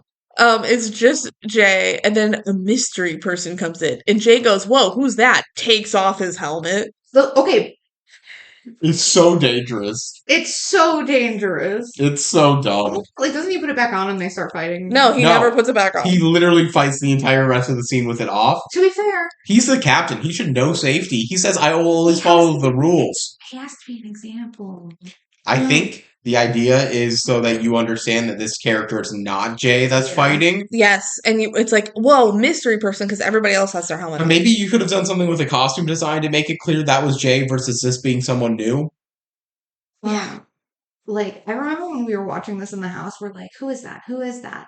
And like, we can only see their body, right? I'm like, that's a feminine butt. That's a girl's butt. Remember that. And I was like, That's a girl butt right there. If that's a man butt, damn. If that's a man butt, well, call me gay. Then you got a mighty fine butt for a man. But no, that's a girl butt. that's a girl butt. And guess what? It is a girl. It's Lonnie. Yeah. Oh, yeah. She like takes her helmet off and does like a cool, because her hair And her is, hair's like, down. her hair is like twisted up into the mask, and when she takes it out, it like untwists and is like super, Curls out. super cool looking. I Very thought that mu- was sick. Very Mulan. Yeah. Yeah. Period. Period. And Chad's like, what? No girls allowed. And it's in the rule book. He's like, he pulls out a little rule book. It says a team will be comprised of a captain and 8 men. And Lonnie's like, but you're down a man since Ben is busy like being king or whatever. That is really so much like it says in the rules that a dog cannot play basketball. It actually does. Sorry. Can't stop having fun. Lonnie says you're down a man, and he says exactly a man. We need a man. And Jay's like, I'm sorry, Lonnie. Coach, trust me. As captain, I need to follow the rules. See, this is him also being like, The stickler. I need to not be a villain kid anymore. I'm good. Yeah. That's like just the 3 that aren't Mal are like, well, not really Carlos. Carlos is always just big girl. It's just like a dog guy now. The arc that they're softly trying to do is them learning that they can be a little bad Yes. as a treat. As a treat, we can be a little wicked. And then Lonnie said, if my mother thought that way, we wouldn't have won the war. Yeah, she would have lost the Period. war I'm like, eat Lonnie. against the Huns. Yeah. My mom's Mulan. Okay, so at this point in the movie, my friend and I, we talked about this. She's like, was it a war? And I was like, girl, yes. Girl, yes, in China. Like, Yes. I'm like, yes, the Huns are Her invading kill China. count is insane. Yes. And then she was like, oh, well, there were like 50 of them. I'm like, how it's coming down the mountain? And then I was like, they burned the city. And she's like, they burned down a city. That's where you pause and you just watch all the Yeah, vlogs. just watch In the middle of the movie. Like, don't you remember the doll? And they And found she's the like, doll. oh, God, you're right. They did burn down a city. Like, Girl, another story that's based off is a war story. girl, they were heading down a mountain, and then Mulan caused an avalanche to wipe them all out. Hundreds of people. Yeah, She has the biggest kill count, I believe, of any Disney princess. and then they popped up from the snow. Yeah, with his so how many bird. actually died? They kind of pop up from A the lot snow. of them crawl out, yeah. They're like, what's the Game of Thrones? White Walker? Oh, I think so. Was that right? White Walker. I was right. Sick. We told you. I know. I just wanted to fact check for Why, you sure. don't trust us? Nope. All right. Anyway, Lonnie, yeah. Oh, she said the war thing. Okay. Oh, sorry, I got you too. No, you're totally fine. I was just trying to find where we were. Okay. Then practice is over. Carlos tries to talk to Jane again, and she's so busy with planning cotillion, and he's like, oh, I've never been there. And she's like, and she feels kind of bad because she's like, oh, it's like people have never been a cotillion before. And he's like, I haven't. And she's like, oh, well, it's not that cool anyway. Like, she's trying to make him feel better for, like, being left out. And he's like, well, don't you wish, or something? Like, he wants to ask her. And she's like, oh, Talking it down. she's like, oh, wish that I could just skip it. Yeah, totally. Like, she's overcompensating. Leave. Let's skip it. Like, Yeah, I wish I could just not go. Like, she's overcompensating for that, like, it's so thing. clear they're crushing on each other, but they're both really awkward. Well, I feel like from Jane's perspective, like, she She's just does trying to be a kind of good like him, but she, like, doesn't even fathom that he could like her, I think. Yeah, I don't Because think she's such a plain Jane. Ha. she That's where the really name just comes leads like so preoccupied with like nothing about it, reading it too much. Yeah. She's not here to pick up a hint. She's, like, not, like, she is friend-zoning him, but not on purpose. She's just, like, oblivious that he could even like her. She's like friend zoning herself. Yes. Yeah. Yeah. I think that's a Yeah. good description. All right. So then Carlos is in his room Googling about getting out of the friend zone. I literally wrote Google for all our burning questions. I think he literally says how to get out of the friend zone. Enter. Enter. You think Ardon Googles has like an AI summary right now? Yeah, not then, but now. Mal comes in and is very overwhelmed, and her eyes do the green thing again. Yeah, when she gets anxious, that's what happens. Yes. Carlos is like, whoa, easy girl. And she's like, you think this is easy? They're still good friends though. They are. Yeah, They're you can besties. be like easy girl. Yeah, like- they're besties. And Mhm. girl is stressed. And she says, don't you ever miss screaming at people and making them run away from you? And Carlos is like, No. no. Oh, hey, did you bring my drugs? Literally. And then, okay, he's like, did you bring it? And she goes, yeah. And then Chad comes in the room. This scene is like a 30-second scene, and it feels very like it feels cut because they realized they didn't pre-explain the 3D printer, You know, Yeah. and they added it in like late in production. It feels like It feels like it. the pacing of this scene is the weirdest in the It whole is. movie. I literally wrote Chad, you fucking stalker. Like because it's the key to their freaking room. And how did he get the key? He 3D printed it on their 3D printer. Yeah. He said, I came in here last time while you guys were sleeping. Yeah, Or you while guys you were were asleep. Yeah. What? And I used your 3D printer. And it's because apparently Carlos like hacked it so it works better. Yeah. 'Cause and remember, can do he's- more design. He's a tech guy. Mhm. That was the thing in the first one. But yeah, it's just like it feels like we're having this scene and then it gets completely halted for Chad to come in. And then he leaves. They 'cause- really wrote him in, but not Audrey. Yeah. I don't know. And then Chad leaves. He's like, get out of my room, Chad. Leave the key. Like, you're not allowed in here. And then the scene can continue Mhm. where Carlos gets his drugs. I will say when Chad like sets the key down, he is specific. It's like so awkward looking. He sets it on like a card binder instead of on the table, and it's like on the edge of like the card binder, and he goes like where it's like almost leveraged on the side, and then he like has to move it like a little bit. Like, that's so awkward. Why did they make him set it on the binder? I was like, I wonder if they did that. So like we didn't hear like what it was made out of or whatever. Because it wasn't metal, probably. Yeah, It's 3D but it's 3D printed. printed. I thought about that too, and I was like, but it's 3D printed, so it would be plastic anyway. Yeah. You can also easily just edit out that sound effect because it wouldn't be loud enough to Yeah. necessarily pick up on the microphone. So Just do a little clink clink in the studio. Yeah. they have sound design teams for this exact reason. Yeah. It feels. It was weird. It's a really weird scene if you dig into it. And It's I super did. weird. This is the weirdest scene in the whole movie. I mean, it's supposed to be funny. And it's a Chad little is funny. A stalker, dude. I don't trust that guy. He's a creep. He's a creep. Sorry. Anyway, yeah, here's your drugs. It's a truth gummy that I don't know why Mal has a She truth needed gummy. that. I guess. think It's he also asked right for in the it. middle of this conversation that happened. That they just cut back into the conversation Yeah. like it never happened. Yeah, It I love really feels like they inserted the scene. I actually love when they come back after Chad leaves and Mal is just fully zoned out. And he's like, Mal, and she's like, oh, yeah. She's thinking, because she has her mind on so many different things Yeah. happening right now. But yeah, he's like, so this will make me tell Jane how I really feel. And Mal's like, yeah, it's a truth gummy. But like, are you sure you want to take it? Because if I took it right now, I would tell everyone like how much I fucking hate this, basically. She said, I would Be say sent back. she says, like, yeah, I'll say something, get me sent back to the aisle, which, like, doesn't sound completely unappealing right now, but, you know. And he's like, yeah, I'll take my chances. And she's like, okay. And then she kind of holds it down, like, she puts her arm down. Yeah. And dude comes up and eats it. Yeah, out of her hand. I literally wrote, why did you let him eat it out of her hand, girl? She Bad easily dog. pulled her hand back up. Exactly. It's like a tiny gummy. Like, Bad dog. Why did he thought it was a So- treat for him? yeah, guess. I guess. And I'll let you get to the next part before. Oh, I and then he finish. talks. Yeah, and so he talks for the rest of the movie and the rest of the franchise. Yeah. So I'm like, would this gummy made Carlos speak the truth forever? Mal says yes.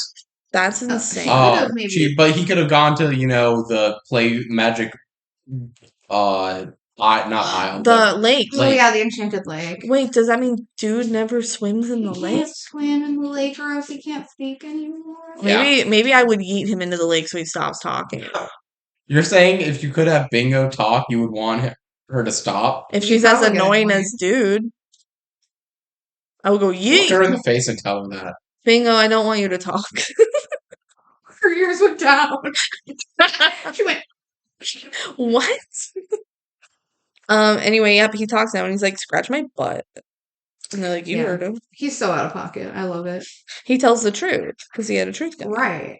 There's a line later, where Carlos says, "Dude, just because you can speak doesn't mean you should." And I'm like, Yeah, that's why I would yeet him into the enchanted lake. yeah, Anyway, back on the aisle. I guess not back. First time we're on the aisle in this movie. yeah, first time.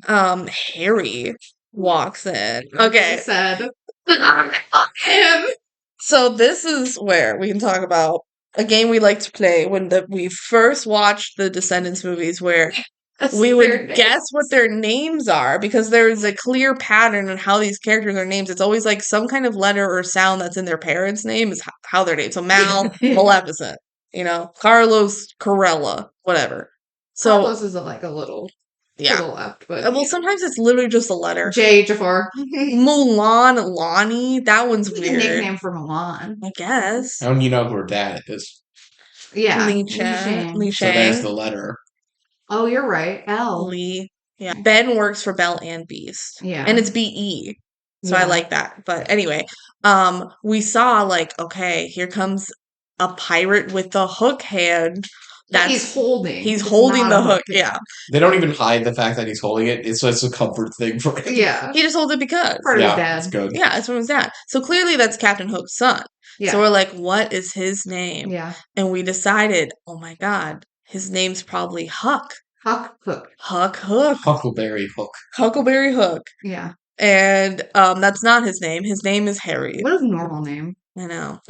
Ben's a very normal name. Yeah. Okay, yeah, but not like Evie and not Mal.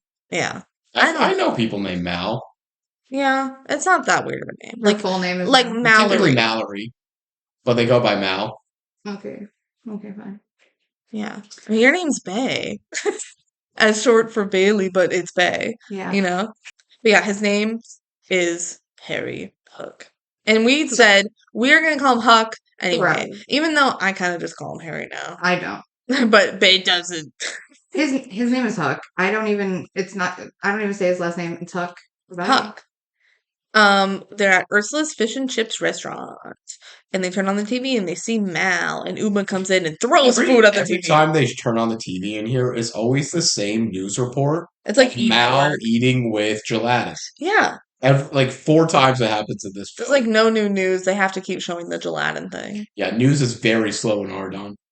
all that's going on is corrupt for cotillion. Also, it's this whole movie takes place over 3 days. 3 days. Really, what new has happened in 3 days?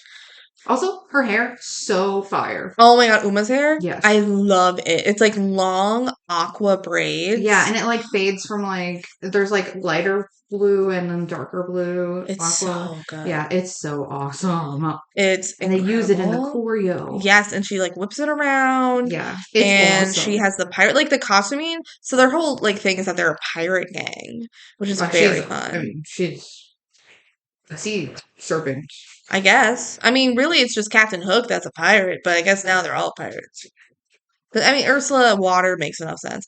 Gil is like son of He's just there for Gaston. fun. I'm just in the pirate gang because this I is wouldn't my have crew. guessed his name was Gil. Yeah, I know that one was weird too. I don't remember what I think we guessed like Gary, I think we did guess Gary. but it's Gil. Gil's a weird one too. But like Gil works with the water theme. No, and for the sure. pirates. The pirate theme. They were meant to be friends. Yeah. Oh my god, friends forever. So anyway, Uma throws the food at the TV and says, "Poser, traitor," and they're all like, "Yeah, right." She looks at everyone. Everyone's like, "Okay, fine, we'll do it to it." They all throw Ah. their food. Great marketing for their restaurant to just be like, "Oh, now everyone has to order more food." So true. Yeah. And then they're like, that little traitor who left us in the dark and said Uma couldn't be in her gang and called her Shrimpy. Yeah, the lore. Yeah. Man, is this a real crossover with the Zombies franchise? The Shrimpy, It's Shrimpy. the mascot. Oh my god, What give is that me thing? You know who's in the costume of Shrimpy? Uma. China Anne McClain. She fully is Shrimpy. What's her character's name in Zombies? Shrimpy? Shrimpy. She's a shifter, but she transforms into an octopus. Shrimpy goes to Mountain College. He does. Oh yeah. That's in Zombies 4. We'll talk about it when we talk Those about are so far from the ocean. Anyway, Uma calls Mal a snooty little witch that left us all behind with nothing. Harry's like, well, we have her turf now. And Uma's like, no, that's her turf now. And I want it. And I want it. And son of Hook, son of Gaston, and me, Exposition, exposition. daughter of Ursula. Yeah, Yeah. just like to be very clear, They this really is who we couldn't are. Find a more natural way of doing that. Son of Hook, son of Gaston, and me, the daughter of Ursula. What's my name? Uma. The way Harry's so horny for her. He's horny for everybody. I wrote, Huck. He's just like, it's so sensual. Like, It is. why? I mean, I get it. It's kind of like, I like that he plays that character because nobody else is that character. It's a Yeah. very unique nature for a DCOM, and especially it's wild that it doesn't cross a line for a It doesn't, kids media. It's very much like, it's just like flirting. And It's just like, ooh, the whole harmless, time. honestly. And I love that it's also like equal opportunity, like it's non-discriminatory. It's for everyone, Yeah. including Gil. He will fuck anything that moves, and you can just tell. For real. I bet he's older, But not in like a disgusting, creepy, well, a little bit creepy, but like not in a way that you feel uncomfy and like you're harassing me. It's just like, okay, that's just who It's he not is. a Dan Schneider. Yeah. Foot stuff creepy. Yeah, it's not like he's actually pressuring you to do anything. He just like would. He just is letting you know the interest is there. Yeah, and he just like flirts. Yeah. Yeah. A relentless flirt. Yeah. But he's not gonna like do anything that's not consensual. No, for real. He's not like that. Not Maybe his reading this morals. too deeply. No, we are not. He has morals. He's Leave him morals. alone. Leave our Huck alone. Yeah, he's my Huckleberry. Stop. Anyway, this is all hands on deck. Calling out to love boys and girls being tired of the disrespect. Yeah. We won't stop the we rule the world. Our time. Oh, will next. Sail's about to be set. This is something, yeah. Tell me we are so they won't forget. What's my name? What's my name? Uma. Say it louder. This song is so good. It's really And this good. is why I'm so like, oh my god, thank god they brought China Anne McClain onto this project. She Like, brings some energy. she is so incredible in this number. Like, it's a number that really is growing on me because I feel like when we first watched it, I was like, yeah, that one was fine. But now I'm like, no, she really shines here. It's such a good number. It's a little bit like her whole thing is like, what's my name? And I'm like, why? And she's like, basically, the world's gonna know my name. I guess so, yeah. She's like, don't forget me. This is my name. What's my name? Uma. Uma. Say it louder. And Huck.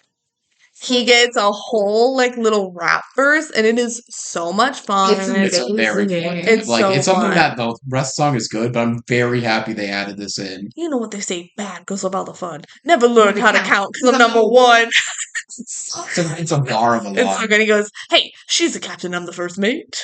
It's also nice to see that he knows his place. He knows the place. He's first mate. He's like, she's the There's not a power struggle in this group. No. Nah, he's like, I'm the first mate. He doesn't want to be captain. I No. don't think. And- He wants to be a bottom. And Uma, like, is a really good, like, dominant personality. yeah. She's a good captain. I really do think he's just like, he gives bottom energy. When I say he'll fuck anything that moves, I mean he wants to be fucked by anything that moves. He's like, I gotta work hard to get what I want. It's fine. I wrote amazing number.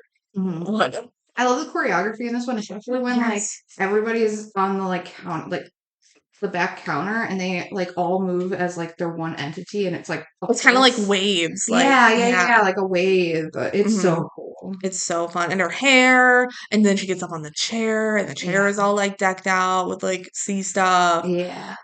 Yeah, the set design is also very For fun. real. Again, that's like one of the highlights of the whole film is They went the entire world building, the set design, everything. You can phone it in on children's media a lot, and they don't. Yeah. They went the extra mile I mean- to make all these places feel a lot more lived in. Yeah, they really didn't try in Rise of Red, but they tried in Descendants too, thank yeah, God. for real. And you can tell they got more budget too because Mhm. like The first one was a wigs are success. better, set is better. It's not just a building. They like built some sets like Yeah, for real. it's very, very fun. After the number, we see Ursula's big old tentacle, and we hear Whoopi Goldberg's voice as Ursula. And Uma just ends the scene saying, like, whenever I get my chance to take over Orda, I'm gonna take it. Because Ben had a good point. He's like, so are they like planning something right now? And it's like, not really. They like throughout the movie, they just kind of seize the opportunity when they have it. But right now, they're like, we'll keep our eye out. We'll try to come up with something. Young, scrappy, and hungry over there. Yeah. Well, also like we get like a shot outside of it, Mhm. outside of the place, and you said it earlier. Ursula's fish and chips subtitle. You'll take it how I make it. I like it. All right, picnic date time. Mal made all the fool that like Belle. Cool. Mal made all the food that Belle ate at the castle Yeah. that Mrs. Potts made, I guess. Don't sing Be Our Guest again. No. Please, Ben, don't. The hot hors d'oeuvres. He said beef ragu is delicious. Yes. He's like, it means a lot that you stopped and did this for me, especially with all the craziness.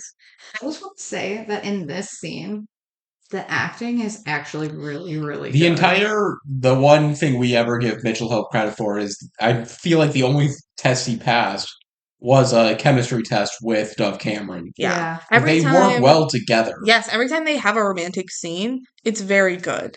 Yeah, he's bad at like doing things that are like a little more low key. He's better with bigger emotions. Yeah, just for compare sure. this scene to the scene that he has with Evie, like Very 3 true. scenes from now Yeah. when Mal runs away. Yeah. And it's very choppy. It's very like it's very sad. And it's like not emotionally connected. Yeah, at he's a all. lot more stiff when Yeah. he's just doing like normal things. Yeah. But when he's doing romance scenes with Mal, it's very It's good. so good. Yeah. They do have good chemistry. Which Yeah. at least we have that going for us. I just had to point that out before we get Yes. to like what actually happened here. Yeah. No, it was really well received. Yeah. They just don't get a lot of time to be just them anymore. Can't rock. you know? It's so true. And then Ben finds the spell book in the basket. Why'd she bring it in the basket? She doesn't ever leave Because it anywhere. She went straight. She skipped class, went straight to make the stuff, Mhm. and then came straight here for lunch. Was it lunch? Yes. Damn. Yeah. That sucks. That's why she's like, you need yeah. to skip class. She multitasks. Yeah. She has it there, and Ben's like, I need a napkin. And he goes right above like a napkin, dig into her basket, and goes, what is this? What is Who are you? And he opens it. He goes, speed reading spell? Blonde hair spell. Blonde hair spell is crazy. Cooking spell? Cooking spell? And he's like, and here I was, giving you props for fitting in so well and doing your best. And then she's like, she starts doing a spell on him, but she messes up. Yeah, which is freaking wild. That was insane. She tries to erase his their memory. entire relationship is based on the fact that she drugged him. On a lie as well. He was like, you just Yeah. wanted to be with me, except that wasn't it. No, Like their whole relationship is built on it is lie. a little sketchy. We talked about that in the first one. There's Yeah. hints of sketchy. She's not above spelling him sometimes. She Yeah. was just trying to like erase that moment of his memory, which is crazy. And he gets mad. He's like, I thought we were in this together. You've been keeping secrets and lying to me. I thought we were done with that. This isn't the Isle. Which, oof. She's like, you think I don't know that? Yeah, believe me, I know that. And he says, why are you doing this? And she says, I'm not a princess. I'm not a lady of the court. I'm a big fake. This is all fake. you want to see what I really made for you? And she spells the food back into what it was originally. And it was a peanut butter and jelly with milk. Let's And fucking go. like Benji be like every day for Ben, be lunch. like. That is Benji. literally 5 of my weekly 14 meals. Do you bring milk to work? No, No. I've considered. But you bring your PB&J. What, you don't eat breakfast? No. Okay, so it is 14. I was like, it should be 21. You were doing the math. You're like, wait a minute. Yeah. Anyway, Mal leaves and he goes, peanut butter jelly is my favorite. I love that. I love that so much. I think it was still kind of said angrily. I think what he was saying is like, I would have accepted you the way that you were. Yeah. Like, why do you have to pretend to be someone else? Like, I don't want you to pretend. I want you to be you. I want us to be together. I don't want you to lie. Just make me and peanut butter and jelly. I would have loved it. It's my favorite. But yeah. Ah, Mal cries and punches holes in a box for her lizard mom. yeah, really angrily punches the holes. She goes, I don't belong here. And she takes a new scooter and spells it so it goes over water. Belong here, but I'll sure as hell take the gift with me. Yeah, how is she gonna get to the aisle? Yeah, true. And she goes back to the aisle. And she does a spell, and I'm like, it was at this point in the movie, I'm like, so the magic in this movie is literally just talking in rhymes. Yep. I know, why is It's there... really easy. Can we go back to the spell book? Why the fuck is there a blonde hair spell written in Maleficent's spell book? Who covers her hair? Why did you need a blonde Because hair spell? you just have every spell that exists. You know it's what? an infinitely long book. I have the spell Should I book. go pull it out? Yeah, go get it. You know what? Because she was jealous of Aurora and her hair. Oh my god. You were so right. You're like, I'm gonna write a blonde hair spell. Because I could have better blonde hair than her. Fuck that bitch. Because in the first movie, they also use other hair spells. They do. There's like a lot of vanity spells for A sure. lot. I'm sorry, just the generic cooking spell. Cooking spell. And the way he like turned like, oh, cooking spell. But also, his speed So reading vague. spell makes a lot Yeah. of sense. So vague in the cooking spell and so specific in the blonde hair. Yeah. Also, maybe this is a discussion for the next movie, but why does Maleficent have a book and a scepter? Why does she get She had two to start things? something. I guess. Also, why does Mal not need a scepter to do magic? Yeah, you just need the book. Okay, Benji went and grabbed... Book. She doesn't need the book. Benji bought me Mal's spell book back in college because I love Descendants. So I have the official spell book. Oh, it says Mal's spell book. It's crossed out. Maleficent spell book. Now it's Mal's. Could have just crossed out the Efficient. Okay. Yeah, because you're right. You could have just crossed out Efficient. And it's really cute. It has like annotations from all the characters kind of written all over it. Well, Like kind of like a yearbook, but it's a spell book. yeah, that's a little weird. So I will quickly, while Benji's in the bathroom, I will quickly page through and see if I can find blonde hair spell. And if it's not in there, it's not true. It's kind of weird though, because some of the spells require like ingredients and you to make like a baked good, like a You're tear of right. human sadness. But then in this movie, and like even the gummy in this movie, but in this movie, it's mostly just like speaking rhyming words. I think this book probably has both. Okay, I found a luck spell. That's fun. Okay, Evie's Guide to Guys. that's not a spell. There's also like animal facts in this book, which is weird. Well, I mean, one of the ingredients is like iron. It's like an animal. Dear children of the Isle of the Lost. Ooh, we got lore. Today marks your first day as students of Ordon Prep, the most prestigious academy of Ordon. What's in the spell book? It's taped in there. I'm supposed to mention that Fairy Godmother asked me to. But perhaps more importantly, it's your first day living somewhere other than the Isle of the Lost. You're no longer under the influence of your parents. Your future is at last yours to decide. I hope this day goes down in history as the day our people began to heal. The day that we, as the future generation, decided what we wanted for ourselves. We don't have to follow the rules from before. Together we can make our own rules, and hopefully we can have a little fun too. Does that sound really formal? Maybe. Kind of. But I had to write something to make this official. The truth, I really only want to say one thing. I'm happy you're here. Ben. Cute. That's really cute. Incantations. Where the hell is blonde? Ooh, friendship spell. Is that why her and Evie are besties? Magic didn't work on the aisle. Damn. You're right. They wrote, this might come in handy if we have problems with Audrey. Why didn't you? Oh wait, she didn't have it in 3. So fine. Yeah. Potion for understanding? A lot of these are like nice. A spell for better hair. Beware for swear, replace the old with new hair. That was in the first one. Yeah, but it didn't change the hair color. Well, maybe No. better hair in this case meant blonde. But this is a good sign that maybe there'll be blonde hair spell. Well, I guess it could be beware for. I also swear, don't know when replace this the book will old release with blonde hair. comparatively. How to charm a bat? A bat. I don't know. Love spell. Yeah, it's just a recipe.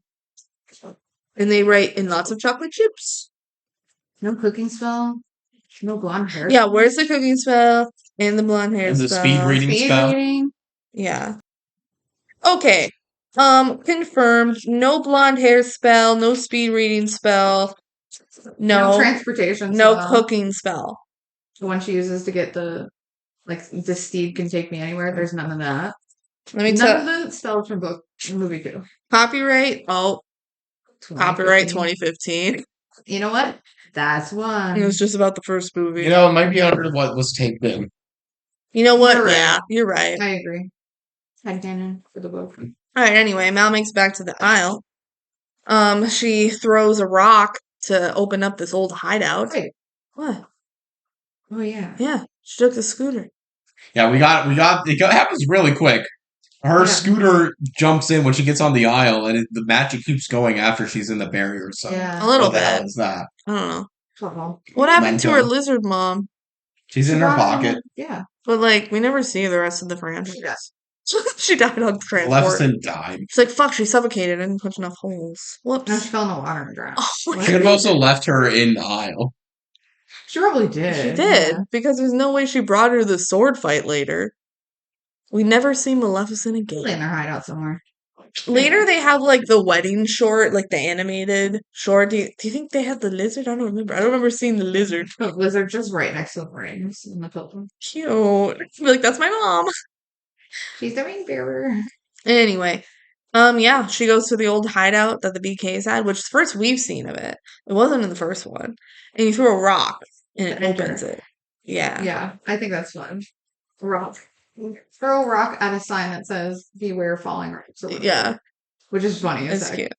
All right, so now Ben is in his office doing work, and Evie comes in, and she's like, Ben, Val went back to the aisle. She's gone. She's gone. She's gone. She also left his ring. His beast That's ring. really rude. Another ring. Ben's like, this is all my fault. I blew it. She's been under so much pressure, and instead of understanding, I went all beast on her. I went all beast on her. I'm a beast, babe. Ding, ding, ding, ding, ding. He's a beast. I need to go find her.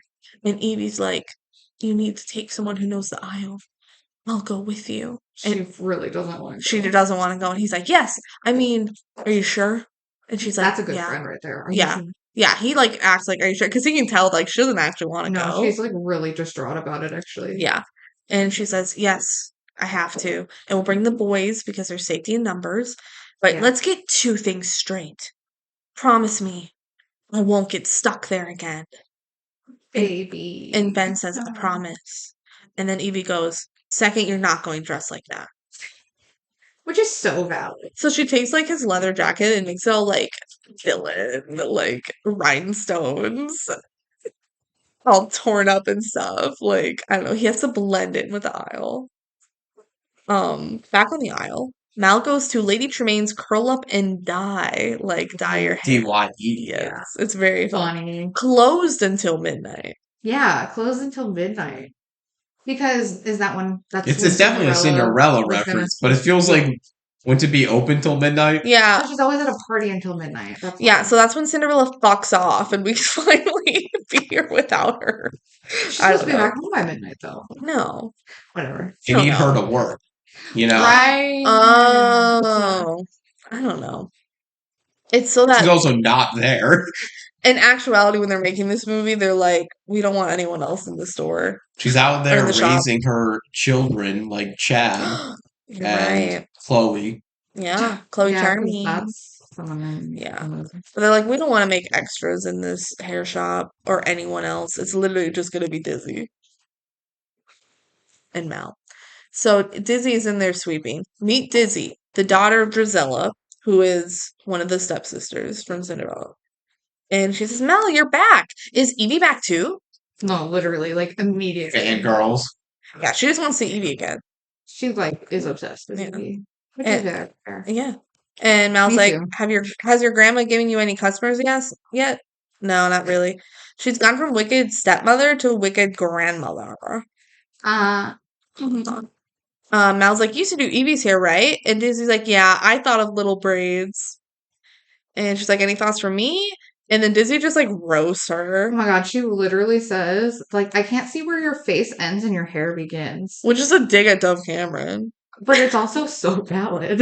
Like, her hair and her face blend. Yeah. And also her pink nails. They're like, ugh, Yeah. gross. Mal's like, do whatever you want. So then they like have a little montage where doing her hair. And it starts with her like cutting hair. In the purple, It's so dark. it's not the same purple. No. I think they took the wig from the first one I and think just so, cut too. that shit up. And then she's in like the hair dryer in curlers. And then the hair is stick straight. It's straight as heck. It's the straightest hair I've ever seen to come out of the curlers. Yeah. It's What was the literally- point of the curlers? Like, because I would understand if you're doing a blowout and you don't want it to be actually like curls, but you want it to be like wavy and It's voluminous. literally straight as heck. It's like there's no volume. It's just straight hair. It's like curtain bangs, Yeah. straight hair It's just down. straight across bang. It's not even curtain bang. It's just like, Yeah, straight across bangs, straight ass hair, like blunt ends, you know. yeah. What? I don't know. It's purple though. And it's like a little bit of a lighter purple. I do like the Like a shade. magenta almost. A little bit. Yeah, because in some lights it does look very pink. Yeah, sometimes it does. Yeah. But I it's definitely I do like the color. I do think this is her worst hair out of the 3 movies though. I agree. Get it together, Drizzy. Dizzy. Disney. Dizzy. Yeah, so then Mal gives her money. And she's like, what, really? For me? Yeah. All for you. Something unhinged is about to happen. Oh, so yeah, Mal's chewing gum. Keep that in mind.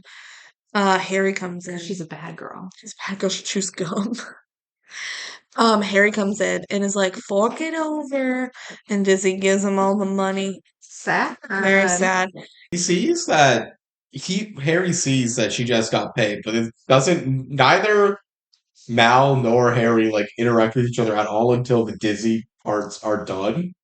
Well, he doesn't see Mal. And Mal's He just kinda should be able to see Mal. Mal's right there. Okay, but she looks different. Her She's hair's like pink. a good like 10 feet away at least. That's not that far. Okay, 20 feet. In this room full of 3 people. It's a big It's room. a really busy room. Yeah, that's true. Like paint splattered everywhere. Mal is already wearing like a patchwork leather outfit. She blends. Her camouflage is incredible. Maybe she was doing the invisible spell Yes. Yes. Headcanon. on the aisle where you can't do magic. Yeah. Yeah. Mal's like still running errands for Uma.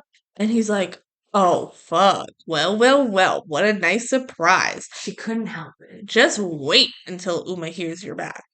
And then Mal, like, they like talk or whatever. Mal puts her gum on his hook and then he puts it in his mouth Yeah. and starts like chewing her gum. Which is like probably the most borderline thing, I feel like, that he does in the movie. What do you mean? Borderline what? Like it's synonymous with like kissing, I would say. Like yeah. A but- little. Yeah. It's gross It's gross. and horny. Yes, very horny. I think it's the most unhinged horny thing. I feel like there's no way that was scripted.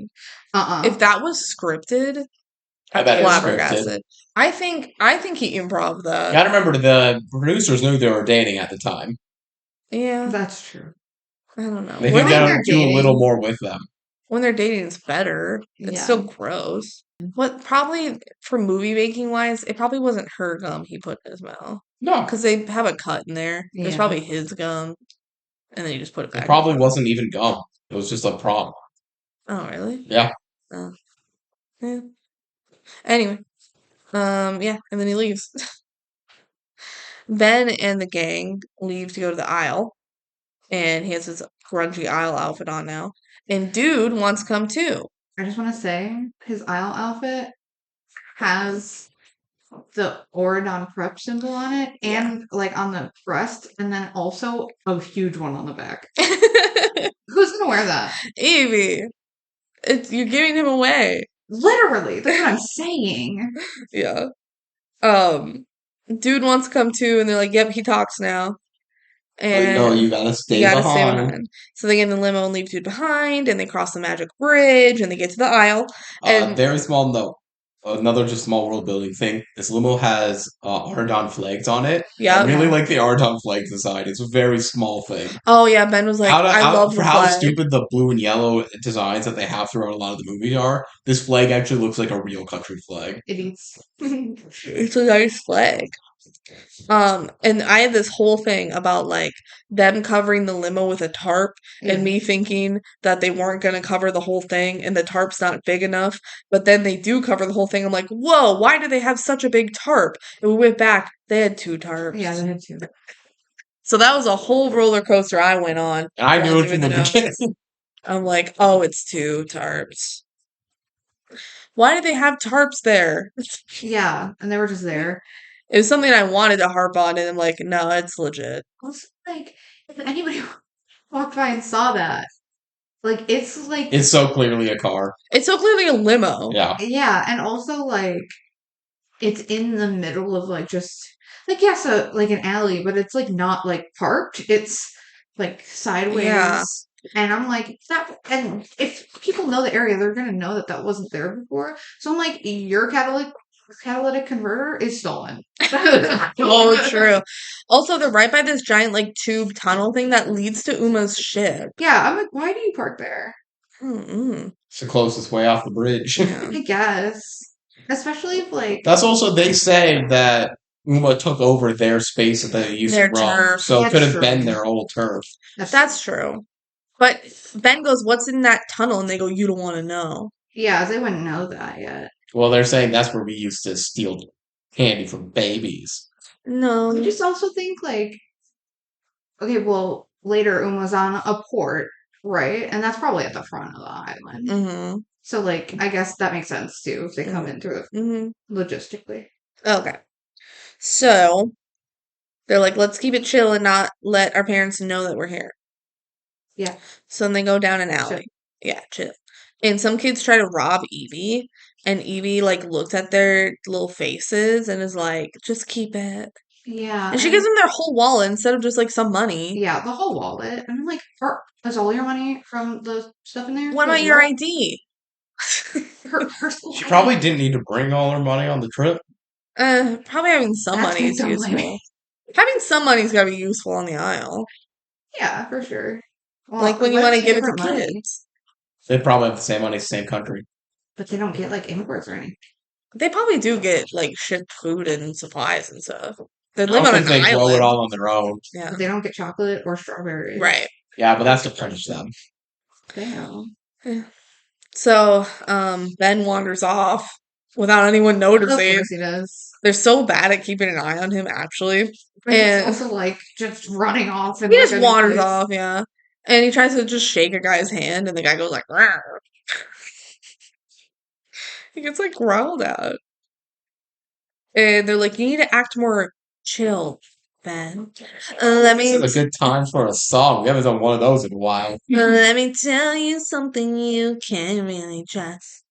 Everybody's gotta make it time. So this is chilling like a villain. Chillin'. Wow, chilling like a villain. Chilling like a snowman. That's so true. There, In the back during like one of the verses, I just saw this time. There's a sign that says gross crabs.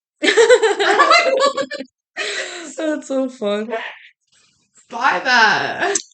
I wrote, hell yeah, this song slaps. I love this song so much. Very good choreo as always. Ben's dancing is.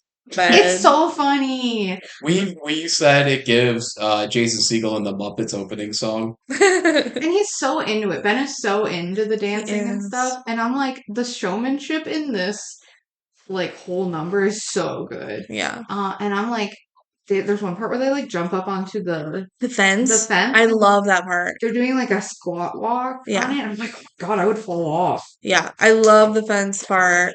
I love that Evie gets a whole song. Agreed. Very fun. Yeah, the song is just fun. And it's like become a big staple in the Descendants franchise. Correct. Gotta be chilling like a villain. The one of the funniest parts is when Ben goes, I really want to be Ben a lot. I'm giving it my best shot. shot, but it's hard being what I'm not. Well, if you don't, you're gonna get us caught. Every Little time Ben sings in this sympathy. movie, it's always just like, oh yeah, that's why.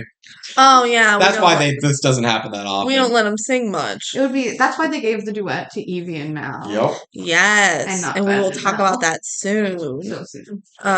But yeah, overall, very fun number. And there is a version out there called Chill Like a Snowman. Oh my God. That's the Christmas version.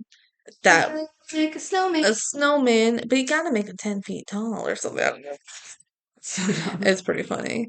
And back when we first heard that song and we thought it was funny, on my like Echo Dot, Benji was like, Alexa, remind me to listen to Chill Like a Snowman on Christmas.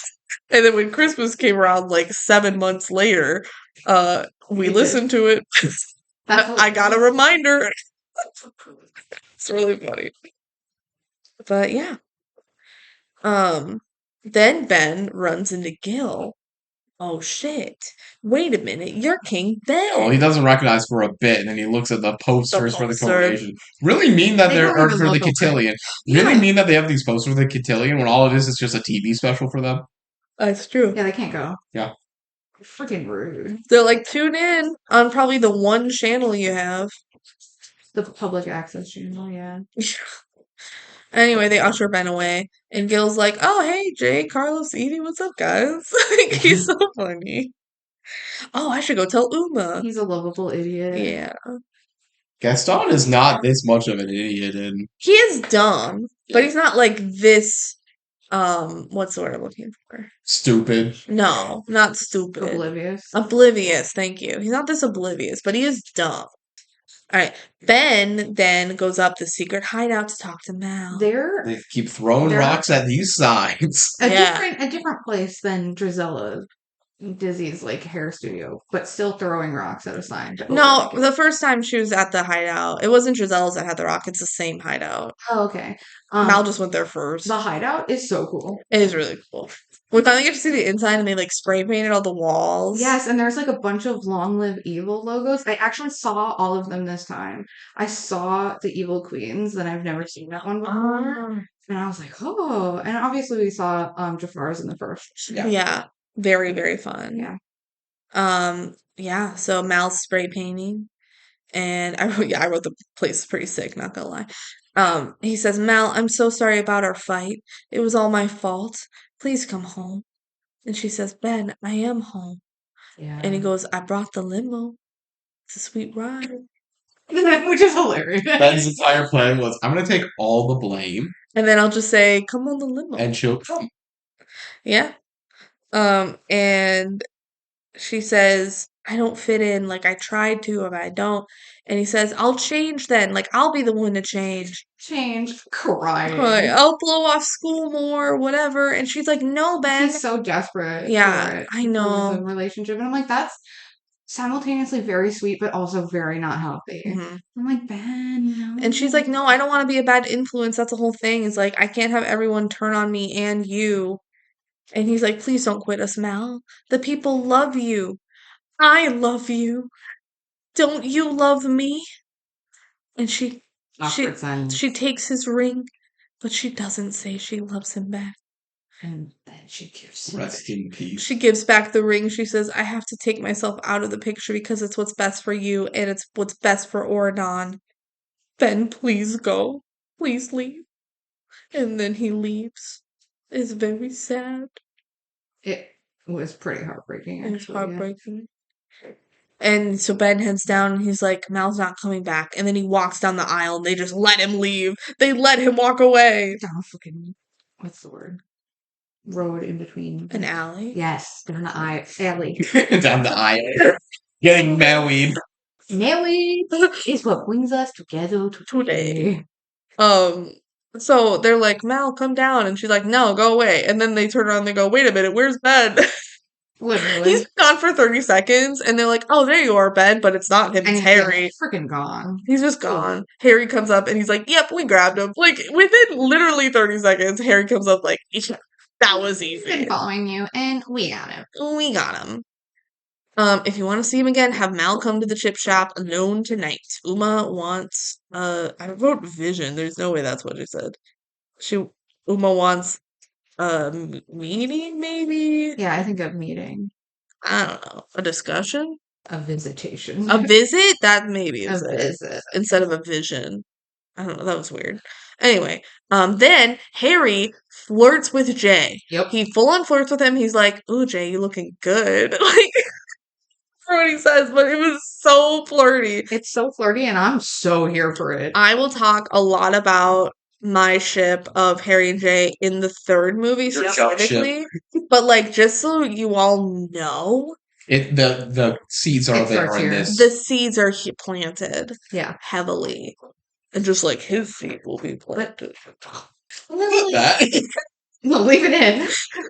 But yeah, but I like kind of think Jay has a thing going with Lonnie in this movie. They seem more He does. platonic too, though. Yeah. But They like, have it where it's like they're paired up, but they aren't necessarily romantic. Yeah. It could be, but like, meh. yeah, I wonder if maybe they're both from the history section of like the history. History Island or whatever the Yeah, fuck. history. Yeah. I don't remember whatever that state was. Yeah. Anyway, cut to Mal being like, why the fuck did you guys bring Ben here? Now he's captured. It's all your fault. Fine, I'll go talk to Uma. I'll handle her. I'll go alone. She said come alone. They're like, all right, we'll be here when you get back. Mhm. So at the chip shop, Mal shows up through the saloon doors. Yeah. Very dramatic. Like a cow.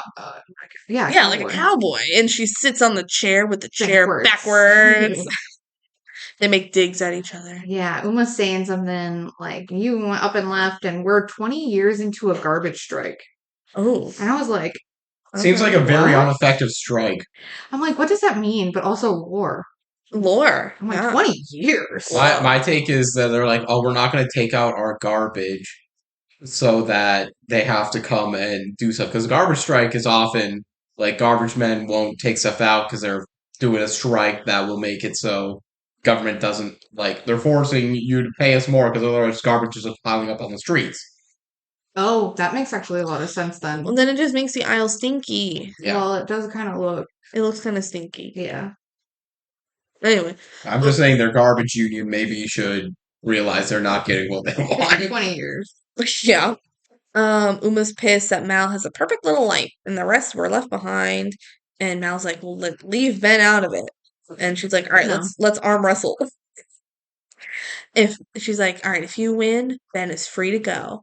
Don't you want to know what I get if I win? And Mal's like, you're dreaming. She's like, I don't even need to know because I'm gonna win. And so they arm wrestle, and while they're arm wrestling, they still talk shit. It's like, you're still shrimpy. Whatever. I didn't write down all the digs, but know that it was good. I like their back and forth, actually. And she's like, if I win, you have to bring me the wand. And it throws Mal off. Like, she's so shocked by that she loses the arm wrestle. And she did it on purpose. Yeah. Like Uma did it on purpose. Yeah. Crazy. She's like, if you want Beastie Boy back, bring me the wand and my ship tomorrow at noon. And if you blab, you can kiss your baby goodbye. She does blab. And She doesn't blab to the authorities, though. Who authorities? Fairy godmother. Bell and Beast. She ain't coming to the aisle.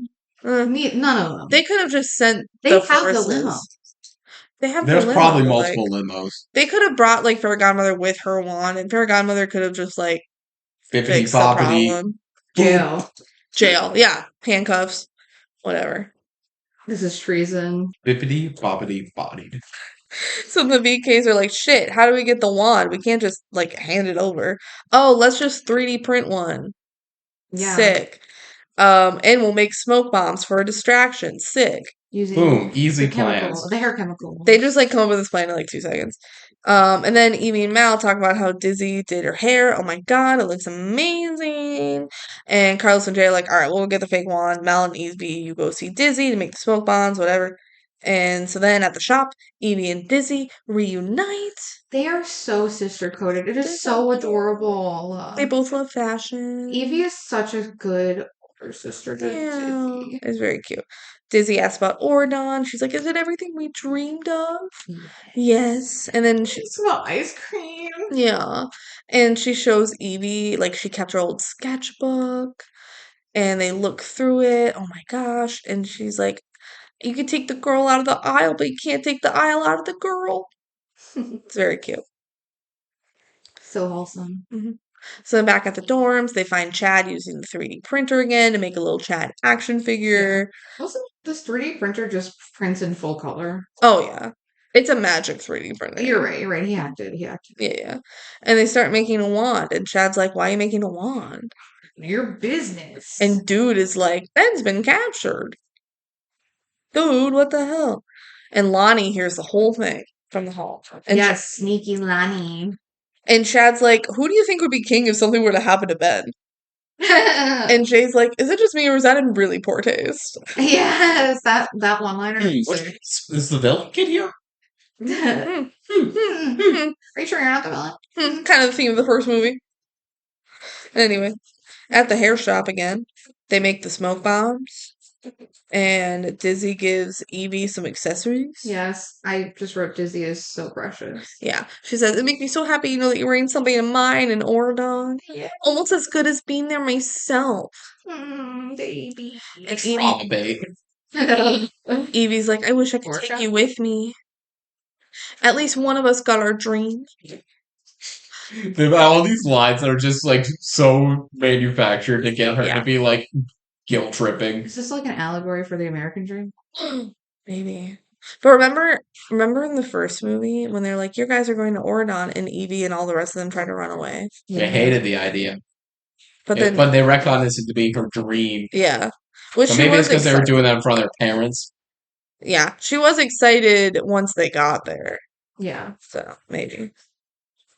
Anyway. It's time. Okay. So they're walking to the hideout. Yeah. And while they're walking, they are laughing about like, oh yeah, True Love's Kiss works every time. And I'm like, foreshadowing. Yes, they actually do talk about so that later when Evie says works every time, it's like because we talked about it. Yeah, throwback. We talked about it. And for a song in the third film too. Yeah, I was gonna say also foreshadowing of the third. Also, it's very funny that it's like Evil Queen's daughter's like, of course, True Love's Kiss worked. I mean, I guess also Sleeping Beauty. Both of them, it was like True Love's Kiss. They're just bonding over how they got foiled. Yeah. Yeah. Works every time. I thought that. I've never caught that before. Oh, I've heard that. So I was like, it's very fun. It's very cute. My favorite song in the whole movie is coming up right now. Oh my god. Evie's like, I thought that's what you had with Ben. True Love's Kiss. Oh. Do you want to talk about it? And she's like, I'm not coming back. I can't. And Mal says, I tried to tell you, but I saw how you lit up when we first got to Oregon. Like when you saw those dorm rooms. I couldn't spoil that for you. Except you kind of did. When you were like, it's disgusting. It's disgusting. Yeah, retconning your own emotions of this scene. Yeah. Yeah. Evie's like, well, then I'm staying too.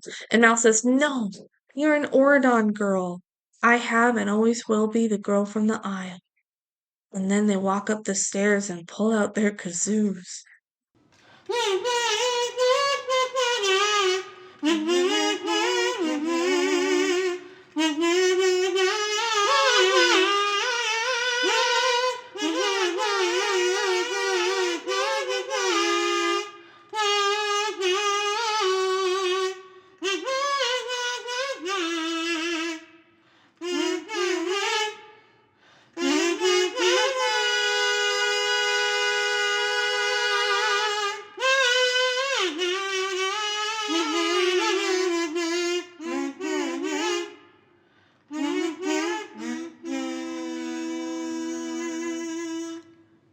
Hey, listeners, side note.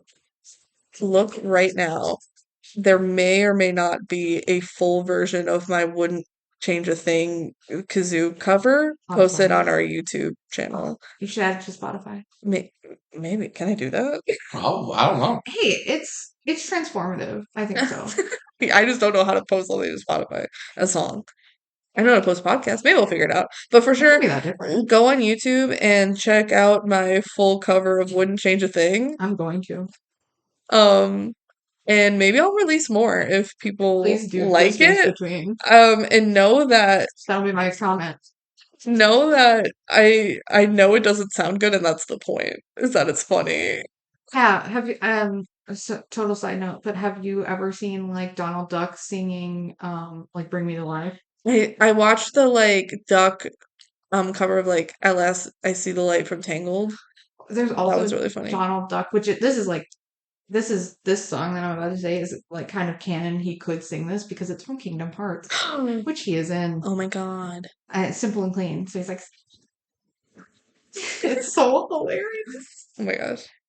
Anyway, you can find me in the space between Where two worlds come to meet and never be out of reach. Cause you're a part of me, so you can find me in space between. The song is so good. This is for real, me and Babe's duet. For real. Because this Like- is the friendships one. For real. It's about like soul sisters, like Yes. besties. That like no matter how far apart we are, we will be best friends forever. And for those of you who don't know, I live an hour away from Kelsey. So like now it's really relevant to us. It's so relatable, even though we lived like just a floor away. Yeah, but when we first started singing this, we lived a floor apart. Now we live an hour apart. Yeah. But you can find me in the space between. And they perform this at the concert. No matter where you go. It's very sweet. Yeah, so cute. no Mal and Ben duet because Ben can't sing. So they're like, let's do a Mal and Evie duet. It's the power of girlhood. You Yes. stand. Yes. This is the relationship that matters the most in the movie. Yes, Obviously. I agree. This is also the replacement for the Mal solo that's in every movie. Yes. More Mhm. than a duet. Yes. This is the emotional. Yes. There's a flashback Mal scene Yeah. in her solos in the other ones. And in this one, thank God, they just do flashbacks from the first movie instead of having to do the scene that was like 5 minutes ago. Like in the first movie when she sings If Only, they're like, oh, remember this scene that happened like 30 seconds ago? They don't have to use that. They can just use scenes from the first movie, and it's really cute. It's It really is cute. so adorable. It really hits me in the feels. And they sound amazing. So good. Yeah. Yeah. No, this whole soundtrack is incredible. No skips. For real. No skips, just bangers. Just banger after banger after banger. All right. It's morning now. The wand is finally done printing. Dude still gets left behind as they leave. Carlos and Jay run into Doug outside. And Doug's like, where's Evie? And they're like, she's camping. And he's like, that doesn't sound like Evie. Evie, who wants to live in a castle, And hates dirt. Can't. Carrie? But he believes it because he's dopey. Because he's dopey, son. Listen, he trusts his friends. Yeah. Bad trait. It's gonna lose a lot of games. Bad trait. Yeah, I have. Oh. I don't know who says this, but someone makes a mention of Waffle Hut. I have no idea. The Waffle Hut one is a mention when they're lying to Lonnie. Oh. But then Lonnie comes in and they're like, no, we're just going to the Waffle Hut. And I'm like, is this Waffle House but in Oregon? Yeah. Hell yeah. Shout out 24 Waffle House. hours. 24 Yeah. hours. Shout out Waffle House that we don't have in Minnesota. I would love a Waffle House in Minnesota. Waffle House, come to Minnesota. We'll make it a waffle home. So then, yeah, Lonnie's like, I'm coming. And I brought swords. I'm like, okay. Kind of blackmails them. Yeah. Bring me or we'll tell fairy godmother. And they're like, okay. Well, guess you're coming. Guess you're coming. So then at Uma's ship, Uma la la la Uma. Ben is tied up. And Harry coochie coos his Lurks. chin. And Uma comes up to talk to Ben and is like, Harry, chill. You can hook him later. Can't hook him till noon. You said I could hook him. This is 3/4 through the movie as well. And Yeah. It feels like we've barely gotten anywhere. That's what I'm saying. This movie is much more about the atmosphere, world building, and adding these characters, Mhm. and it succeeds on those fronts. But in terms of moving a like franchise's Oh, plot yeah. or individual plot along Yeah. is really not succeeding on those fronts. Yeah. And that's my downsides to this movie. Yeah. Uma's like, better hope your girlfriend comes through. And Ben's like, she's not my girlfriend anymore. Clearly butthurt about it. He's sad. And Ben's like, I get that you don't deserve this. And Uma's like, this island is a prison thanks to your father. No one's looking out for me except for me. And I don't need your pity. And Ben's like, no, you Ben's like, no, you don't. Clearly you don't. You're very resourceful. And he tries to reason with her. He's like, let me go. We'll go back together. Like, we'll try to find a solution.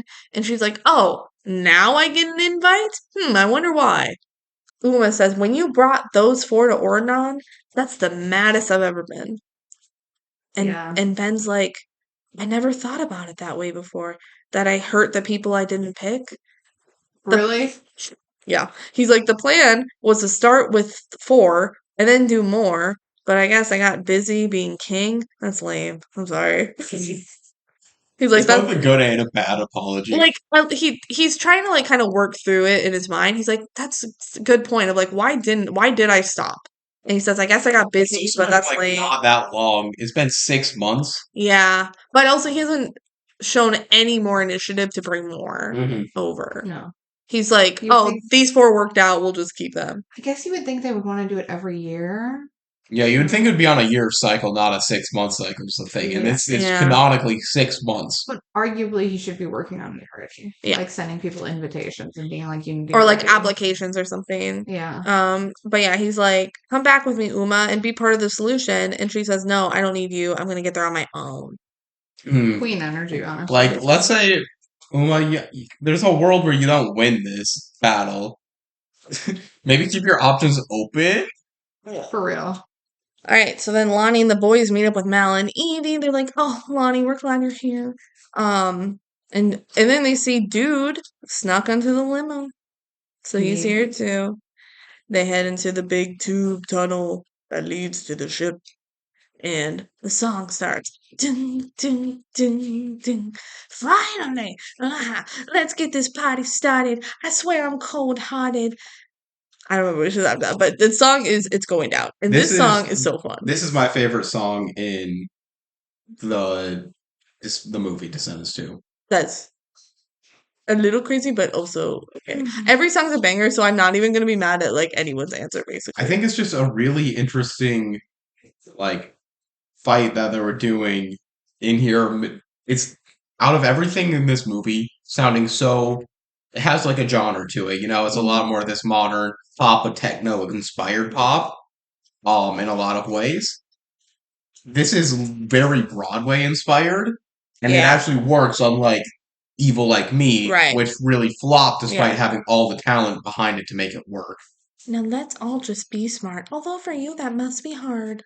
This is one of those scenes where I'm like, I like the song, Mm-hmm. but it goes on for so long. It does go on. The scene goes on forever because once we get in the sword fight, that takes like 7 The minutes. sword Yeah. fight. It could be like 3 minutes shorter. The sword honestly. fight alone is super long. I think that's what drags. Yeah. This whole movie again could easily lose 10 minutes without losing anything. Yeah, for real.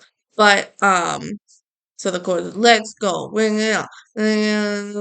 It's a one for the crown. If you know it's going down, we want the one. Or else the king is gone. Your time is running out. You You should really watch your mouth. Let's go. Pound for pound. We're prepared to stand our ground. Put your swords up. Put them up. It's going down. Oh, oh, oh. Make the trade. Oh, walk the plank. It's very like piratey, which Yeah, is it's fun. I also really like it when they make the clock out of the swords.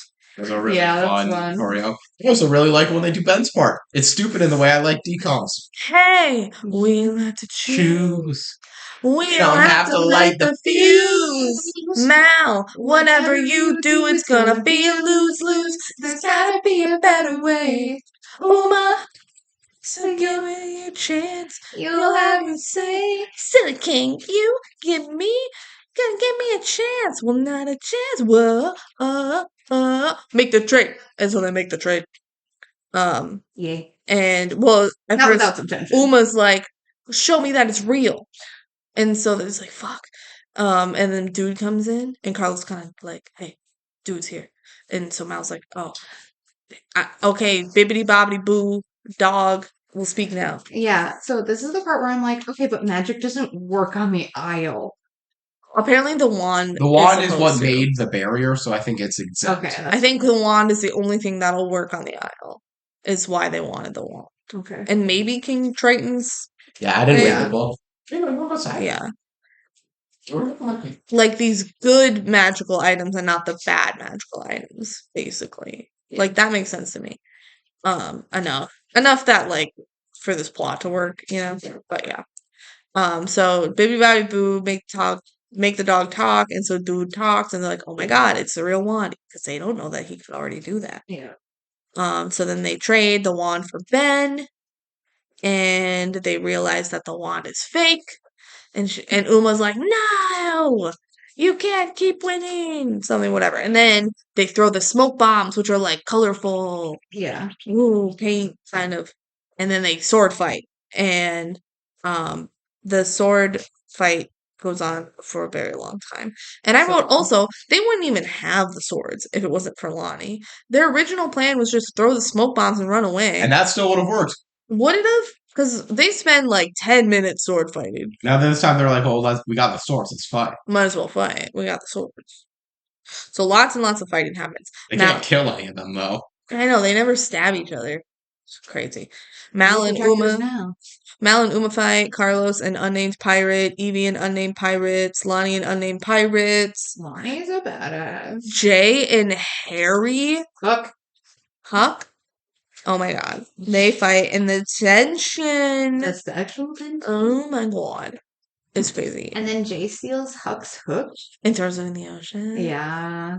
And he jumps after it. I love that before Huck jumps in the ocean, he grabs his sword and then jumps in the ocean with his sword. Yeah. I'm like, that what?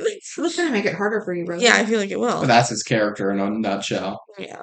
Ben and Gil also fight, which is fun because their parents are from the same movie. Yeah. They were trying to make the most inspired pairing so they could. I remember one liner earlier, I think, was like Gil saying to Ben, or maybe it's during the fight, but tell your mom that my dad. Yes, you're right. I should have said that. It was when they were doing the trade-off. Yeah. I was like, hey, Ben, tell your mom that my dad says hi, and tell your dad that he wishes he finished him off when he had the chance. That my dad wishes he could. Yeah, Your dad would have changed. Yeah, I love that Gaston is like, well, tell Belle hi. Yeah. But He's a very, savage, very funny. He's a himbo. You're right. But yeah, and then more fighting happens, and it's like, God, we're still fighting? Literally. Because it's like they switch partners a little bit. Like, I think maybe Harry and Ben fight, or maybe, I don't know. They like switch it up a little, but it's like, God, get it over with already. But then the song kind of picks up again. And it will want, don't want. I guess I'll bet they change it a little bit. Time is running out. You should really watch your mouth. Let's go, pound for pound. Whip It's really a reprise, honestly. But I mean, Because it's like 5 minutes after the last single we had. yeah, it's basically reprise in the movie. If you listen to the song like on Spotify, it just plays that part too. Yeah. But I love it. Then it goes into Uma, Uma. As she gets What's left my name? alone, realizing Yeah. she lost. What's my name? What's my name? Say it now. Very fun that it kind of ties in musically back with What's My Name. So they escape after more smoke bombs. So we move on. They drive off in the limo, but Mal's in that group too. She said, I'm staying. And then said, I "No, guess I'm I'll gonna run leave." away. Yeah, why didn't she stay behind? She wanted to. I don't know. But her spell Trying book to was, make sure Ben got back okay. I guess. But her spell book was left behind. Yeah, how did it even drop like 5 feet behind the limo? I know. She dropped it on the way into the limo. Yeah. Stupid. Yeah. Also, yeah, why is she getting in the car after she told Evie, I'm staying? Plot hole. Plot hole. I guess she just got so swept up in like leaving that she's like, oh, yeah, I guess I'll come too. I don't know. Ben's like, I'm sorry things didn't go the way you wanted them to. And Mal says, as long as you're safe. So I think that's Ben saying, like, sorry you didn't get to stay, kind of. Like, I know you wanted to stay. I'm assuming that's what he means. And Ben says, at least I got to see the aisle. They're my people too. Uma helped me see that. And they're like, Uma literally captured you. And then dude says, ah. And Awkward. that's when Carlos says, just because you can talk doesn't mean you should. And then Ben says, Uma's an angry girl with a bad plan. Not so different from you when you got to Oregon. That's a Or that's wild awkward. false equivalence. Yeah. Yeah, I'm like, oh, so you have a type. Look, I say it later, but Ben is like cheater coded in these movies. God. And then they drive over the bridge, and Jay tells Lonnie, like, hey, stop by practice later. Oh yeah. So, And to break some rules. yeah, you want to break some rules? And he's like, no. So then Jane catches Ben and Mal when they get back, and she shows Ben the stained glass window. She's like, this is the stained glass window for Mal. Mal is right there. Mal's right there. She's like, look at her eyes, they're the perfect shade of green. Mal doesn't hear any of this, Yeah. thankfully, but also not thankfully. It would have solved some issues if she did. Yeah. And then Ben kind of takes Mal and is like, do you want to cancel? Like, he's so sweet. Yeah. But Jane's like, I can come back later. And they're like, no, it's fine. And then he's like, Mal, do whatever you need to do. And then he leaves. And then Evie tells Mal, like, we need to talk. Yeah. Like, girl talk. And it's like, yes. But then Carlos goes, no. I love this. I love this too. This is like one of the things that really needed to be in this movie. I Yes. agree. And it's very thankful that it is, because they already feel in this movie, and it's especially bad in Descendants 3, that you're sidelining Jay and Carlos. Yeah. And it's in this movie too. Their plots are so clearly minor Even plots. in the first one. But it feels less like a group. Yes. So this movie, I'm very thankful it has this scene, and it's something that the third doesn't really have. Yeah. Something like this. It's good that they say this out loud. Also, Carlos is a real one for being like, no. Yeah, he says no. Like, Jay and I are part of this group too. You guys are always going off and having like your girl talks. It's girl time all the time, but we're all a family. We've all been in this through together, so we're all gonna talk. Jay, weirdly, this whole time is like, I Nah, don't I need to be can here. leave. Yeah, he doesn't really want to do He's girl like, talk. I don't want to be. Because then they sit down and it's kind of awkward. He's like, I don't know how to start girl talk. Yeah. And I think Jay was like, all right, cool, done, let's go.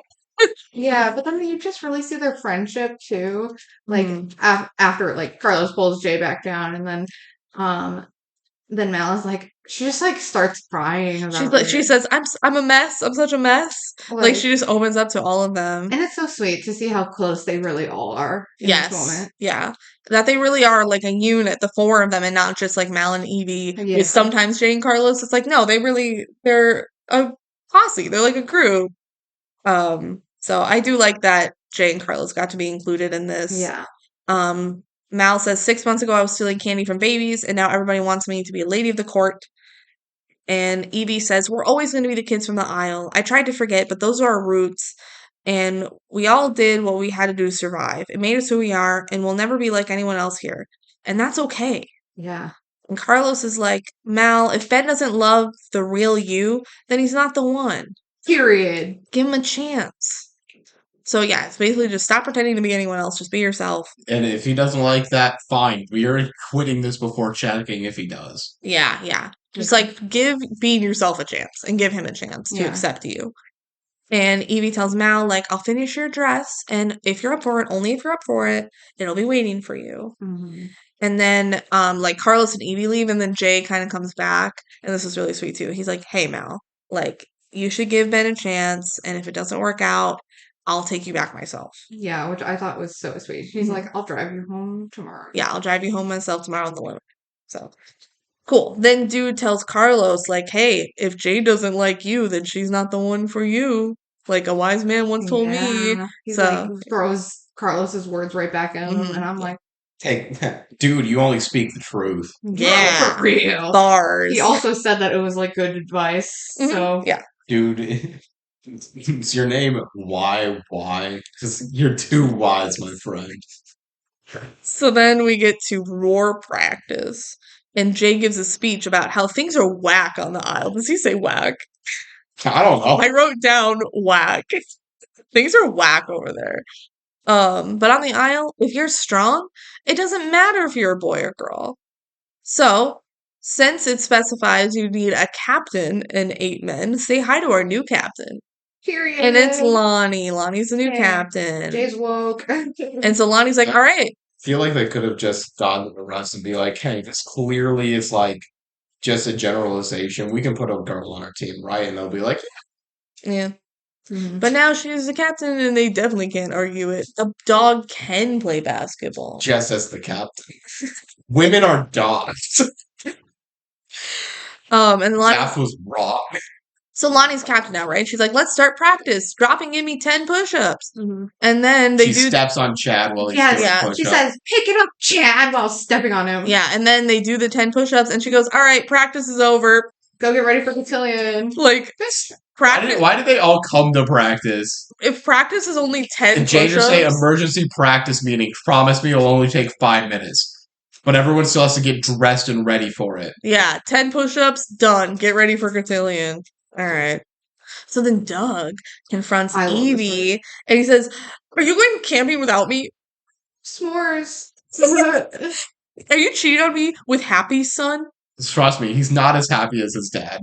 It's kind of a dark streak. Yeah. And Evie's like, no, Ben was on the aisle. He was captured.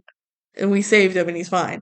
And he's like, so you're not seeing Happy's son or anyone else? And she says, don't be dopey. Aww. Cute. Yeah, it's so clear her arcs just was done in the first movie, and they said, Yeah. we don't need to do any more. Now she's like, I'm also from the aisle. And that's it. I can be proud of my heritage. Yeah. Yeah.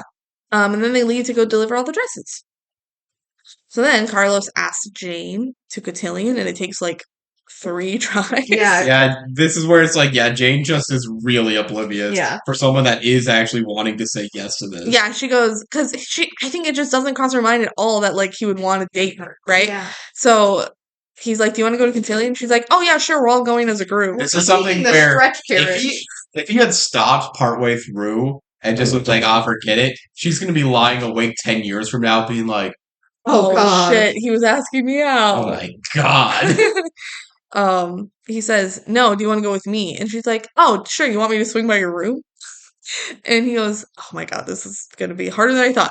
Jane, would you be my date for cotillion?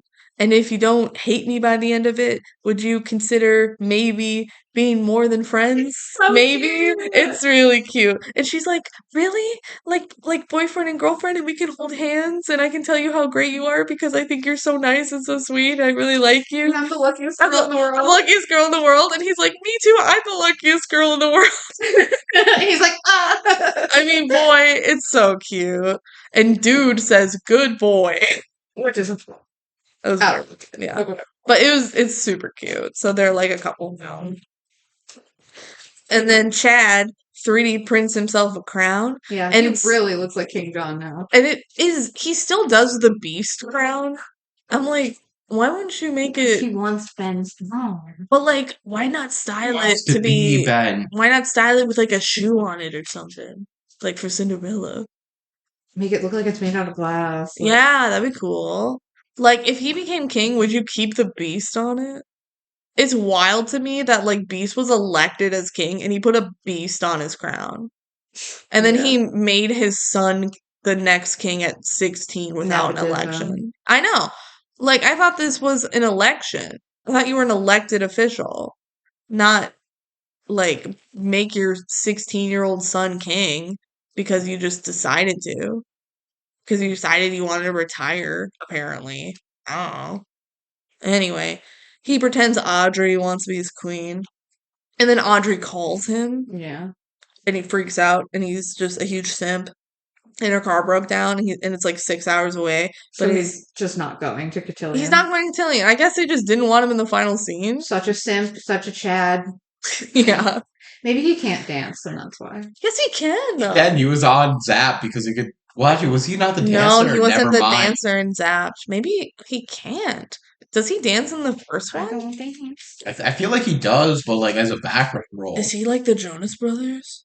He doesn't I don't dance? remember him dancing in anything in the first one. Like, was he in the Set It Off number? Probably not. I don't know. I feel like he was. He could have danced. in Roll the first tape. one. Roll the tape. Anyway, cotillion time. It's on a huge boat. apparently. It's like a yacht. Yeah. And there's red carpet. I'm And goated. Evie shouts out Dizzy on the from the aisle in her outfit Yeah. on the red carpet. With her accessories from Disney. Yeah. It's very cute. And people are getting down on this boat. They're Yeah. just busting a move. When you're on a boat, you're starting to drink. Man, I can't wait for Yeah. our cruise.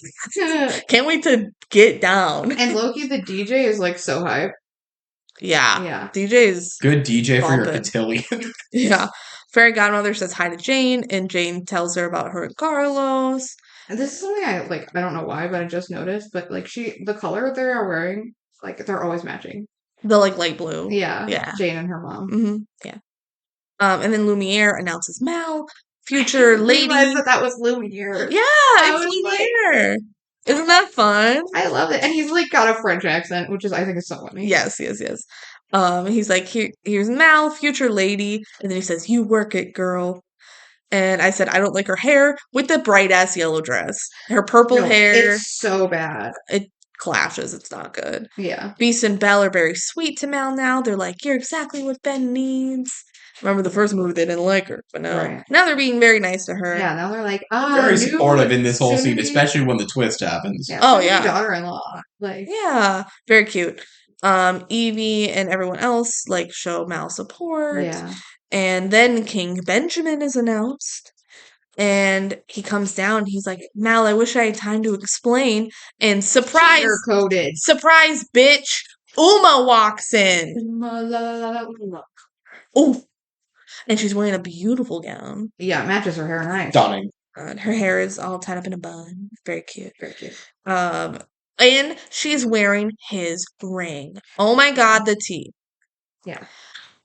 Also, just some background that I noticed, like everyone there is wearing like really long dresses, like tuxes and like heels. And Lonnie is there in a pants dress. Nice. And I'm like, period. Hell yeah. I love that. Period. And okay, yeah. So Ben says, "I'm sorry it all happened so fast. We connected on the aisle," and Uma's like, "It was love." This isn't even like a third act breakup. This is like a fourth act twist. Like, it's, Yes. like it feels way too late. When to we be watched dropping this. this in the house, we were gagged. Yeah. We were like, "Oh my god, Uma is here?" Yeah, we thought like it was gonna go into the next movie. It was a conflict, like them just being like conflicted, and it's then it's like Uma. Yeah, crazy. Uma explains that she snuck out like in the water before the barrier closed, like she can just swim through, I guess. She swam out underneath them or something. Yes. And Mal is heartbroken. Of course. And Uma is like, "Thank you, Mal, for everything." And she hugs her. It's like, oh, damn. It's like really believable too. Yeah. And because she knows this is the best way to torture Mal. Yeah. Just be like, "Oh my god, thank you. I'm in love with your boyfriend." Yeah. Like, ugh. And Ben says, "Don't you see, Mal? You were right. You knew we weren't meant for each other. That's why you never told me you loved me." Twist knife. Ugh. It just stabbed me a million times in the heart. It hurts my feelings. And then Ben and Uma dance to an Kiss the girl. Kiss the girl instrumental. That hurts even more. That was actually really cute. It's so brutal. It's brutal. And then Literally everyone at this party is like, "This is fucked up." I love even the parents. I love that everybody's on Mal's side for this. They're like, "How fucking dare he do this to you?" Yeah, and everyone, the whole rally. Literally, his parents are like, "We'll talk to him, Mal. We're so sorry we didn't know." Like, they love about Audrey. No. No. They actually hated Audrey. They said Ben broke up with Audrey and in the same day started dating a new girl, and that was fine. We hated Audrey. But we love Mal. Blew up this girl's entire life in the middle of like a ball game. Yeah, game. Yeah, but everyone's like, "We're with you, Mal. We hate that he did this to you." And Mal starts to storm off. Yeah, so they're like, "Let's get out of here." But then Jane runs up and she's like, "Reveal the gift," because she knows something's wrong. She's like, "What about the stained glass window, Ben? What the fuck?" So they reveal the gift, and Mal sees the stained glass portrait, and that Ben loves her for who she really is. Because her eyes are green, though it's really far away. I'm kind of surprised you could see And it. she has purple They're hair. so green. dress. Yeah, the purple hair. and everything. Also, the art for Ben is really bad. Really bad. I want to mention it. It is bad. It's is comically not looking like Mitchell Home. Yeah, but Mal looks beautiful. And she's like, oh my god, he's known me who I am all along. Oh my god, I'm the idiot. And Correct. Uma is pissed. Yeah. She's like, tell everyone the present you have for me. And Ben goes, I have an announcement. Uma will join the court, and I'm opening the barrier to the aisle forever. And Ben is very angry at people. They're like, Ben, what are you doing? He's like, not now, Dad. Whatever. Yeah, he's throwing a little tantrum. I'm a beast. I'm a beast, baby. And they realize that he's been spelled. They're like, Yeah. oh my god, he's acting so weird, he must be spelled. So then Mal talks to Ben. She's like, Ben, look at me. I never told you I loved you because I thought that I wasn't good enough. But I'm part Isle in Oregon. Like, that's me up there. You know the real me. You've know always me. seen me. Yeah. You've seen me for me. I know what love feels like now. Of course I love you. Ben, I've always loved you. And then they kiss. And it's true love's kiss. It's true love. And it breaks the spell. Hell yeah. Hell yeah. It's a good kiss, dude. Like, this is a good DCOM kiss, This man. scene is like peak drama, and I It's love so it. good. Uma flips and tries to take the wand, and then she runs to the edge, and they're like, "No, Uma, don't!" And then she We yeets can talk herself. this out, Uma. We can figure something We out. can figure it out, and then she yeets herself into the I'm ocean. like, well, guess who's Yeah. dead? Well, she has her mom's necklace. Yeah. Oh, also like tons of water splashes up at them. Yeah, because she becomes a giant octopus monster. Yeah. Into a kaiju fight, and it's a wild way to end the. It is pretty wild. I mean, the first movie ended with a CGI dragon, so This one too. yeah, might as well. So yeah, all the water splashes on is very important. Yeah, and also like I just love that like everybody's looked over the banister like all soaking wet. Like Yeah, that is fun. So Uma is now huge, bigger than the boat, really. Kind of. I don't know. Taller, I for feel like sure. her size kind of changes sometimes. Yeah, But anyway, the perspective is weird. Mal gets pissed, and Yeah. her eyes turn green, and she transforms into a A dragon. dragon. Monster fight time, fire versus water. Like, I don't know what you're gonna do. Uma I said the can same just thing. Uma can just go underwater. I'm like, literally, you're gonna throw fireballs at her. She is surrounded by water. It doesn't really work. I wrote more slashy and boat rocking. And then Ben's like, all right, roar, I'm going to yeet myself in the ocean. I'm gonna too." beast out, but he just jumps in the ocean to stop a flying dragon and a spot. For a person, what are you gonna do? Also, he has fabulous form. Diving He in. really does. Mhm. He takes his jacket off and then Of course. jumps. and his crown. Yes. And he yeets himself into the ocean. And he's like, both of you need to back down. This isn't the answer. No one wins this way. We have to listen and respect each other. Uma, I know you want what's best for the Isle. Help me make a difference. And this actually just really touches Uma. And she gives the ring back. But she doesn't join them. She just sadly retreats into the ocean. This is the second time someone's given his ring back to him this movie. But at least this time is good. It's a Yeah. good thing. Yeah, so Uma's just like, all right, I'm out. Yeah. She just leaves. So Mal and Ben get back to the boat, and now she transforms back to a person. I didn't know I could do that. Yeah, and her outfit's purple now. Her dress is purple, and her hair is taken out of the braid, and it's really curly and really cute. Yes.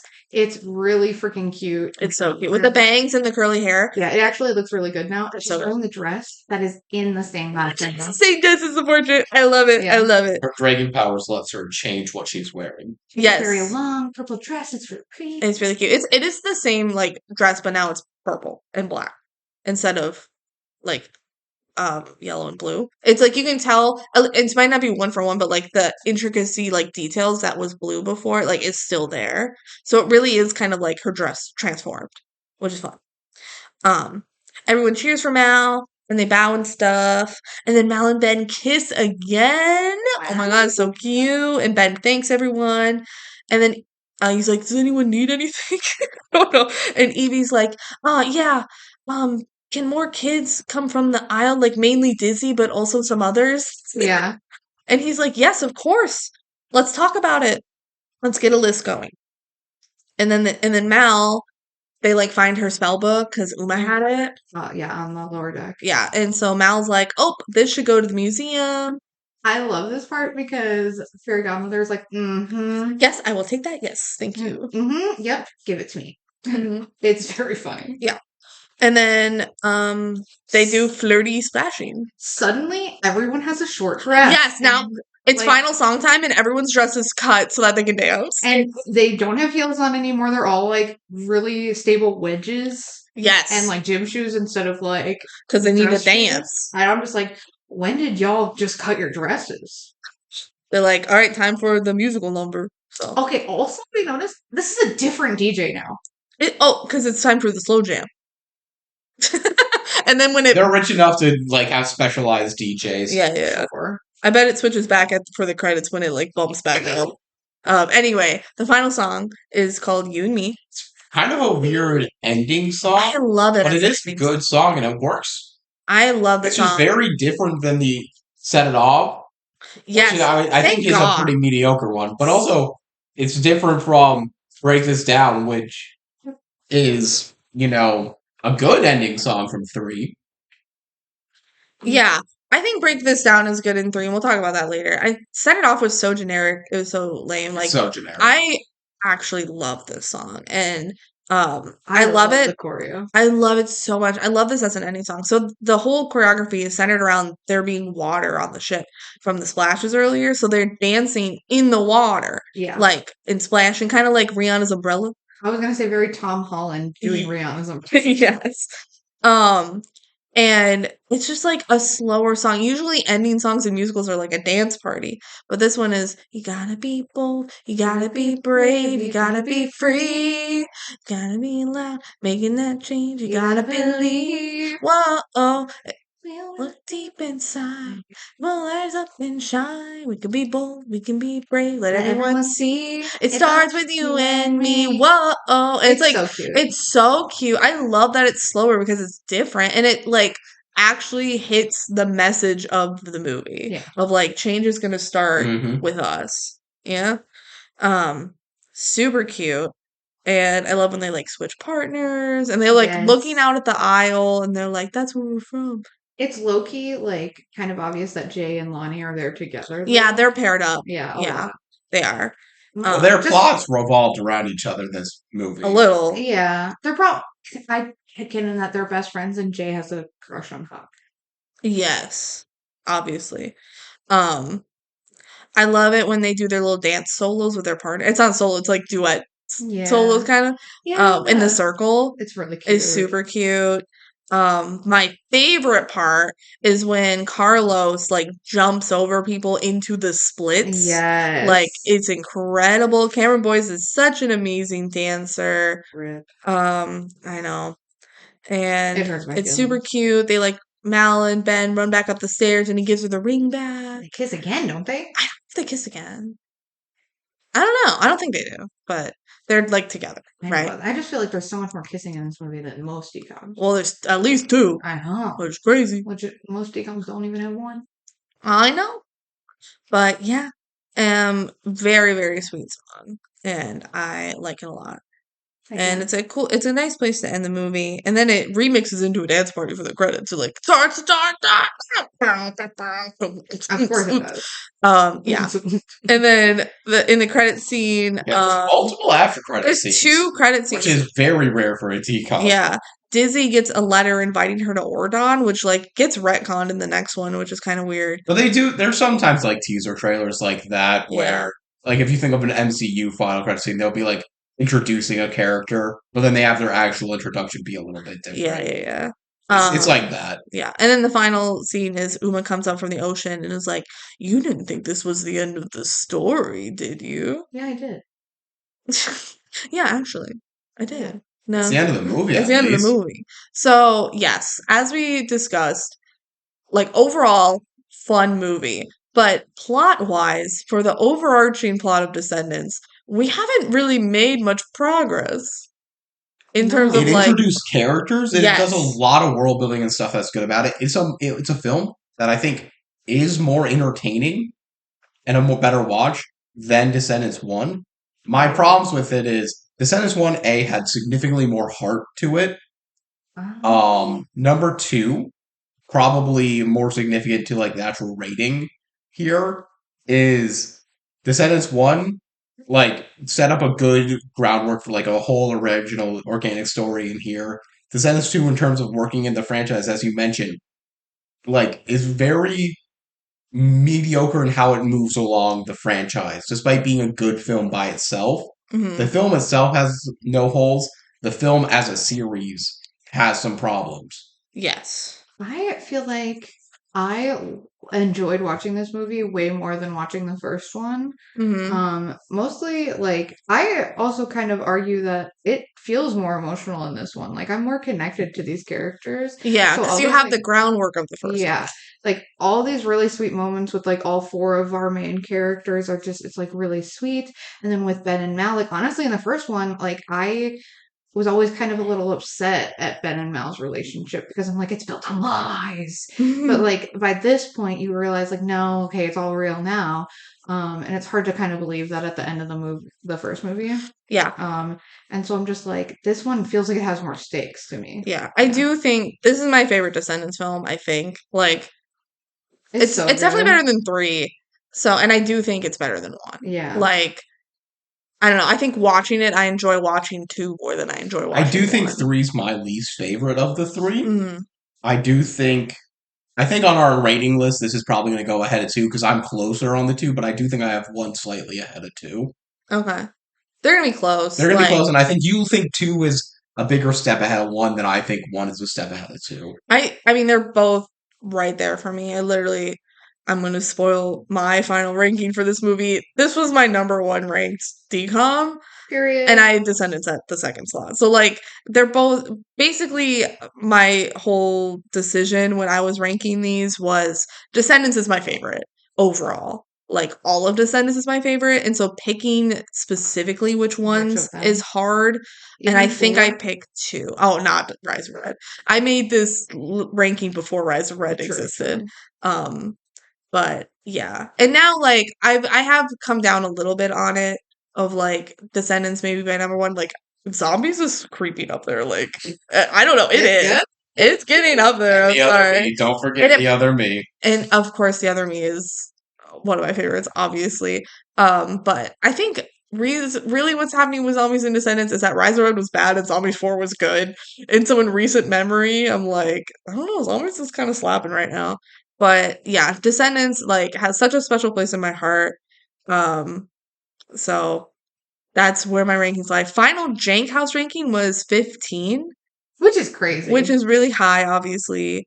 And we had the first Descendants movie at 6, so that one was actually ranked a good bit higher. Believe, like looking back at this, I'm like, I don't feel like 1 was better.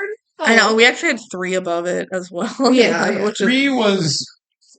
People were very adamantly believing it should be the top place Because- DCOM, and then once we finally moved it down from number 1 at the very end, everyone's like, okay, but then all of these things can pass it because it's actually not that good. It's because when we watched Descendants 3, like we had everybody there, and it was such. It was so hype. It was such a hype like night. All of us watching it together. It was such a fun experience for all of us to do that together. That's why it stayed at the top of the list for so long. But like looking back now, it's probably the weakest of the 3. I think it's the weakest of the 3. Yeah. But yeah, BenG, you have Descendants 2 ranked at 14. Which I think is pretty close to where I would still keep it right now. Yeah, I mean, for me, it's like Descendants is S tier DCOMs. I love Descendants so much. Almost good movies. Yeah. So yeah. Thank you, Bae, for being here for Descendants 2. You want to shout anything out? There's a new Divergent book coming out. Really? Yeah, it was announced at BookCon over the weekend. That's crazy. And Isn't Divergent bad? I didn't like the book series. Yes. So this is the tea. It's a rewrite of Divergent if Triss went to a different faction. Oh wait, that's actually fun. All right. And almost all the comments I see about it are like, is this because the ending sucks and you want to rewrite the ending? And I'm like, well, maybe the ending won't suck this time. So everybody, it comes out in like, I think July. That's crazy. Yeah. Fun. Okay, good. It's called the Sixth Faction. Yeah. Oh my god. Yeah, okay, great. Thank you for being here. thank you all for listening. If you have thoughts on Descendants 2 or any other DCOM, email us at decomduo@gmail.com. Now is the time where we spin the wheel and figure out what we're watching next episode. I think we're going to keep on our sequel musical trend. Oh, We're shit. doing Zombies 2. That would be crazy. And we've done like 6 musicals in a row. Yeah, it's actually insane. So, I'll choose the Proud Family movie. Doesn't that have music in it? I think a Yes, couple, yeah. it does. All right. Faye, what do I you just think? remember there was peanut people in that one. Yup. Have you done the new under? Yeah, you have done the new under wraps. No, we No. haven't. The new under wraps. Fun. That's a good pick. We did the old under wraps. We haven't done the new Mm. one. All right, spinning the wheel. All right. Our next DCOM is Buffalo Dreams. I feel like I pick Buffalo Dreams like half the time, and it comes up on the time that I don't pick it. Yup. Damn it. Buffalo Dreams, everyone's favorite DCOM, and that Everyone's DCOM that is potentially the most forgettable DCOM. yeah, people definitely know this one, right? No. Faye, we're just gonna do our outro for Buffalo Dreams next time on. For sure, for sure. All right, see y'all then. Goodbye. Bye.